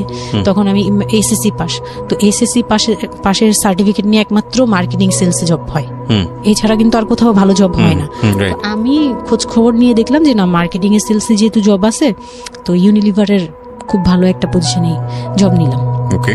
সেলসে জব নিলাম পরে মোটামুটি 10-12 হাজার টাকার মতো স্যালারি ছিল, ওটা দিয়েই চলতাম। মেয়েকে নিয়ে বাড়ি ভাড়া দিতাম 4-4.5 হাজার। জামাই কোথায় ওই সময় আপনি জানেন না? না, আমি যখন তারপর হুট করে একদিন আসছে, এসে তারপর দেখি ঘরে বসে থাকে, সারাক্ষণ ঘরে বসে থাকে। ব্যাংকের লোক আসবে শুনলেই বের হয়ে যায়, আর বের হয়ে আবার 2-3 দিন থাকে না, আবার আসে। মানে একটা কেমন খেলা, লুকোচুরি জীবন। হ্যাঁ, লুকোচুরি জীবন। বিজনেস শেষ, বিজনেস টিজনেস কিচ্ছু না। উনি থাকে, আমি রান্না করলে উনি খেয়ে চলে যায়। আর উনি যে খায়, মানে তখন জিজ্ঞেসও করে না যে মেয়ে খাইছে বা তুমি খাইছো কিনা, কিচ্ছু না। উচ্ছন্ন জীবন এবং টেনশনলেস, কেমন জানি মানে একটা মানে পশু টাইপের হয়ে গেছিল। মানে বলতে গেলে গরু ছাগল যেরকম থাকে ওরকম। সে আসে যায়, ব্যাস এই পর্যন্তই। তো সে একটা টিভি কিনছিল আমার বিয়ের পরের থেকে, সে কোনো কিছু কিনে নেই, একটা টিভি কিনছিল। লাস্ট মানে যে ছোট লোকই পানাটা করছে সে, যেদিন আমার সাথে, আমি তো তার সাথে ঝগড়াও যেতাম না, তর্কেও যেতাম না, কোনো ধরনের ইয়েতেই যেতাম না। মানে ওই লোকটা এরপরে যে লাস্ট কাজটা করলো, যেটার উপর থেকে মানে পুরোপুরি মন থেকে উঠে গেল, যে একটা টিভি ছাড়া তার ঘরে কোনো কিছু কেনা ছিল না, সব আমার করা। মানে আমার গহনা গাটি বলেন, যাই বলেন ছিল, যাই ছিল টুকিটাকি সব আমার নিজের করা। শুধু ওই টিভিটা সে কিনছিল নিজের টাকায়। সে যাওয়ার সময় মানে একদিন চিল্লাচিল্লি করলাম, মানে আমি আর সহ্য করতে পারছিলাম না, যে প্রত্যেক রাতে আসি, আমি ডাল ভাত যাই রান্না করি, অনেক সময় দেখা যায় ডালও নাই, চাল আছে শুধু, একটা ডিম নিয়ে আসছি, ভাজছি, ভেজে নিয়ে সামনে বসছি, সে খেয়ে উঠে গেল। মানে আমি আর আমার মেয়ে না খাওয়া, বাচ্চাটার জন্য সে মানে এরকম টাইপের, মানে নেশাখোররাও এর চেয়ে ভালো। আমার মনে হয় যে একটা এডিক্ট হলেও সেও চিন্তা করবে যে আমার বাচ্চাটা খাইছে, তো কিন্তু তার মধ্যে এই ফিলটা নাই। তো আমার একদম বিরক্ত হয়ে গেলাম এক পর্যায়ে। তারপর আমি বললাম যে আপনি আর কত এরকম করবেন, আপনি এরকম কেন শুরু করছেন, আপনি কি চান আসলে, আমাদের কাছে কি চান? তারপর সে বলতেছে যে আমার বোন আসছে, আমার বোনকে বলতেছে যে আমি নষ্ট হয়ে গেছি, আমি কি করে টাকা আনি, হ্যান ত্যান। বুঝতে পেরেছি, মানে শেষ সম্বল আর কি, যা বলার আর কি। হ্যাঁ, পরে আমি তো আর আমার বোনও খেপছে, আমার বোন জামাইও খুব রাগা। হ্যাঁ, আপনারা আসলে ওরে ইয়া করতেছেন, লাই দিচ্ছেন, এই সেই উল্টাপাল্টা কথা বলে টলে সে চলে গেল। চলে যাওয়ার সময় সে টিভিটা হাতে করে নিয়ে গেছে, বিক্রি করে দিবে। হ্যাঁ, আমি আমার জিনিস নিয়ে গেলাম, আমি যা যা নিয়েছি সেগুলো নিয়ে গেছি। তো আমি সবচেয়ে মানে খারাপ লাগছে জিনিসটা, যে এতটা ছোট লোকের সাথে আমি ছিলাম এতটা বছর। তখন আমার মনে হয়েছে যে এরকম একটা ছোট মনের মানুষের সাথে আমি এত বছর ছিলাম, এটা বলতে লজ্জা হয়। এই যে গেছে সেই লোকটা আর আসে নাই। তো আমার মামা যেটা বললো যে তোমাদের আসলে এইভাবে ঝুলে থাকলে, তখন তো 2 বছরের মতো প্রায় আমরা সেপারেটেড, মানে আলাদা থাকি। সে চলে গেছে 2 বছরের মতো হয়ে গেছে। তো বলতেছে 2 বছর পর এসে, এই যে আজকে বললো এই কথা, আবার যে 1 বছর পর এসে আরেকটা ঝামেলা করবে না, এমন কোনো কথা নাই। আর আমার মামা তখন আমাকে বলতেছিল তোমাকে আমরা একটা বিয়ে দিব, তোমার এখনো ওই বয়স আছে, এই সেই। আমি তো তখন একবারেই না, আমি বিয়েটি আর করতেই পারবো না, আমার মেয়ে আমি বড় করবো, এটাই আমার টার্গেট। তো তারা বলতেছে আচ্ছা ঠিক আছে, বিয়ে করো বা না করো, তোমার এইটার একটা সাইড করা দরকার। তুমি নিজ থেকে ওর কাছ থেকে এমনিতেও কিছু পাবা না, উনিতেও কিছু পাবা না, তুমি নিজ থেকে একটা ডিসিশনে চলে ওর কাছ থেকে ডিটাচ হও আগে, যাতে ওর তোমার উপর কোনো দায়িত্ব না থাকে, অধিকার না থাকে। তখন গিয়ে মানে যে গার্জিয়ানরা বিয়ে দিয়েছিল তারাই একসাথে বসে আমাকে ডিভোর্সের করে দেয়। হ্যাঁ, ওকে। তো ডিভোর্স করার পর you feel bad for this, like আপনি ডিভোর্স দিয়ে দিচ্ছেন, ও মানুষটার প্রতি কোনো মায়া বা না, বিন্দু মাত্র না। আমার কেন জানি এটা ফিল হয়নি, আমি নিজেও জানি না। সবাই বলে ডিভোর্সের সময়টা নাকি খুব, কিন্তু আমার কাছে মনে হচ্ছিল যে না, এটা একটা ভালো সমাধান। আমার তখন মনে হয় যে আরো আগেই বের হয়ে আসা ছিল। ফাইন, এবার আমার কিছু কোশ্চেন আছে, খুব শর্টকাটে আমি অনুষ্ঠানটা শেষ করবো। তারপরে রিয়েলাইজেশনের জায়গা থেকে আমার যারা লিসনার আছে তারা শুনলেই বুঝতে পারবেন যে আসলে স্টোরিটা কেন আমরা প্রচার করলাম। আপনি তো এখন কোনো না কোনো জব করছেন, আপনার সন্তানের খরচ ভরণ পোষণ আপনিই দেন, এবং আমি জানি যে আপনার একটা স্বপ্ন আছে নিশ্চয়ই, এবং আপনি কোনোভাবেই চাইবেন না যে আপনার মেয়ে, আপনি যে অবস্থাটা ফেস করছেন সেটা আপনার মেয়ে ফেস করুন। এবং আমার কেন জানি মনে হচ্ছে যে আপনাদের গল্পটা শুনে যে আপনার মেয়ে আপনার খুব ভালো একজন বন্ধু, সবকিছু মিলিয়ে। ওকে, সো এই একটা কথা, সৃষ্টিকর্তা কখনোই কোনো মানুষকে কমপ্লিটলি আনহ্যাপি করে না, কমপ্লিটলি হ্যাপি করে না। হ্যাঁ, আপনার এই কষ্টময় জীবনের মধ্যেও আপনাকে আল্লাহ একটা বেস্ট গিফট দিয়ে দিয়েছেন, সেটা হচ্ছে আপনার সন্তান। কিন্তু আমরা যদি একটু অন্যভাবে দেখি গল্পটাকে, যে ঘটনাটা ওর জীবনে ঘটে গেছে, প্রতিনিয়ত ঘটে গেছে, আপনি এই সমাজের জায়গা থেকে যদি আবার চিন্তা করেন ওর লাইফটা কিন্তু একটা স্পটলেস লাইফ না। ও যখন সেকেন্ড একটা সম্পর্কে যাবে, সেই সম্পর্কটা একটা স্বাভাবিক সম্পর্কের জায়গা থেকেও চিন্তা করতে পারবে না। এবং ওকে যখন একটা মানুষ নিজের জীবনে নিতে যাবে সম্পর্কের বাইরে এসে, তখন একটা জিনিস চিন্তা করবে যে ওর একটা পাস্ট লাইফ আছে, ওর একটা মেয়ে আছে। মেয়ের বয়স কত বছর চলছে? 12 বছর চলছে। এবং ওর বয়স যেখানে, আপনার কত? 21? আমার হচ্ছে 27। সো ওর প্রায় ওর বয়সের অর্ধেক বয়সের 2-3 বছর কম হবে। যাই হোক, তো এই যে ব্যাপারটা, এগুলো খুব ভালো চোখে দেখে না, দেখবে না, খুব স্বাভাবিক। হয়তো কোনো ব্যক্তি মানুষ দেখলেও দেখতে পারে, কিন্তু যখন পরিবারের জায়গা থেকে আসবে এই সম্বন্ধটা, তখন কোনোভাবেই পরিবারের অন্য লোকজন এটাকে কোয়েশ্চেনেবল, মানে কোয়েশ্চেনের জায়গা থেকে এটা ছাড় দেবে না। তাহলে দেখুন, ওর জীবনের বিগার লস কিংবা ওর জীবনের যে একটা ভয়ানক রকমের একটা ক্ষতি, পুরো জীবনের মোড়টাকে অন্যদিকে ঘুরিয়ে দেওয়া। যদি একটা নিউট্রাল জায়গা থেকে আমরা চিন্তা করি, একটা মেয়ে তার জীবনটা আসলে কেমন হওয়া উচিত ছিল, সেই জায়গাটা থেকে, তাহলে ওর জীবনটা কোথায় গিয়ে দাঁড়িয়েছে। এবং যদি এভাবেই জীবনটা চলে যায়, তাহলে ওর যে মেয়েটা বড় হচ্ছে, সে মেয়েটা বড় হয়ে একসময় নতুন একটা সংসারে চলে যাবে। যেহেতু সে ছেলে না, সুতরাং তার মার প্রতি দায়িত্বের ব্যাপারটা হয়তো অন্যরকমভাবে তাকে পালন করতে হবে, সেখানে গিয়ে সে থাকতে পারবে না। তাহলে এই মেয়েটা একসময় বড় হতে হতে হতে হতে হতে এমন একটা জীবনে আসবে যখন বার্ধক্য চলে আসবে, যখন আশেপাশে কেউ থাকার মতো থাকবে না, তখন এই মেয়েটার জীবনটা, মানে সারাটা জীবনের জন্যে তাকে একটা অদৃশ্য জেলে পুরে দেওয়া হয়েছে। পরিবার তাকে যে বিয়েটা দিয়েছিল অল্প বয়সে, সেটা পারিবারিক এক ধরনের সিদ্ধান্তের জায়গাটা থেকে সবাই মনে করেছিল এতে মঙ্গল হবে, কিন্তু আলটিমেটলি মঙ্গল তো হয়নি। উল্টো যেটা হয়েছে, সেটা যদি জানতো আগে থেকে, তাহলে কেউ এই মঙ্গলটা করতে চাইতো না। কিন্তু এগুলো কিন্তু একেবারে আমাদের প্রত্যেকটা জায়গা থেকে আমরা কিন্তু সবাই বুঝি যে বয়সের ডিফারেন্স থাকলে কি হতে পারে। ভাই, এটা তো হিন্দি সিরিয়াল না। এখানে একটা অসম বয়সে একটা মেয়ে বা ছেলের বিয়ে হলো, তারপরে দেখা গেল যে স্বাভাবিকভাবে তাদের মধ্যে যেটা হওয়ার কথা সেটা হচ্ছে না, অন্য কিছু হচ্ছে। এই বিষয়গুলো তো আসলে এরকম না। জীবনটা তো আসলে এই ধরনের ড্রামা মেইনটেইন করে না, এটা নাটকের চেয়ে অনেক বেশি নাটকীয়। সুতরাং যারা এই ধরনের কাজ করেন বা কাজ করতে উৎসাহ দেন, তাদেরকে আমরা রিকোয়েস্ট করব যে একটা জীবন ধ্বংস করার জন্যে এই রকম অনৈতিক সিদ্ধান্ত যথেষ্ট। অতএব কোনো মেয়ের কিংবা ছেলের মেন্টাল ম্যাচুরিটি, শুধু ফিজিক্যাল ম্যাচুরিটি না, mental maturity which is very very important, মানসিকভাবে পরিপক্ক ফর দ্যাট পার্টিকুলার থিং, মানে ওই যে জিনিসটার জন্য আপনারা তাকে তৈরি করছেন, লাইক সে যদি সংসার করতে চায় বা কোনো কিছু করতে চায়, সেটার জন্য ওই মানুষটা যদি মানসিকভাবে পরিপক্ক না হয়, তাহলে কখনোই তাকে সেই জায়গাটায় ঠেলে দেওয়া উচিত না। এতে দিয়ে আপনি যদি মনে করেন, বিশেষ করে বাবারা অনেক সময় মনে করে, মারা অনেক সময় মনে করে, মেয়ের বিয়ে হলে যাক হাঁপ ছেড়ে বাঁচলাম, এটা একটা ভয়ানক রকমের ভুল সিদ্ধান্ত। কারণ অপাত্রে যদি মেয়ের যা চায়, তাহলে হাঁপ ছেড়ে বাঁচার আসলে কোনো সুযোগ থাকে না। আমার মনে হয় এই লাইনটার সাথে বাংলাদেশের অনেক বাবা মাই পরিচিত। আজকে আমি অনেক কথা বলেছি, আমি আসলে যতটুকু বলেছি এটা অন্তর থেকে বলেছি, এবং নিজের জীবনের অভিজ্ঞতাকেও অনেক সময় এখানে ইনক্লুড করে দিয়েছি, সেটা হয়তো মেনশন করিনি। আমি সবার প্রতি ক্ষমা চেয়ে নিচ্ছি, কারণ আজকে অনেক বেশি ইন্টারাপ্ট করেছি। তবে আমি মনে প্রাণে চাই যে শামীমা আজকের এই জীবন গল্পটা এখানে বললেন, এই শামীমার মতো যারা আছেন তারা জীবনের সুখী হোক, ভালো থাকুক। আর আমি আপনাদেরকে এই কথাটা অনেকবার বলেছি, আজকে আবারও বলছি, যতদিন পর্যন্ত রেডিওতে সুযোগ আছে বলতেই থাকবো, দুটো জিনিস কখনো কম্প্রোমাইজ করবেন না। Never ever compromise this two thing. Number 1 is education, number 2 is career. Never ever sacrifice your career and education. অনেক ভালো থাকুন। আজকের মতো শুভরাত্রি। এই ভিডিওটি কেমন লাগলো আপনাদের কাছে, অর্থাৎ আরজে কিবরিয়া ভাইয়ের এই শোটি কেমন লাগলো আপনাদের কাছে, অবশ্যই জানাবেন আপনাদের মূল্যবান মতামত কমেন্ট বক্সে।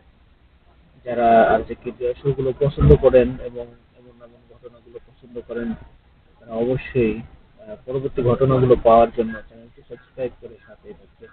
ধন্যবাদ। আসসালামু আলাইকুম।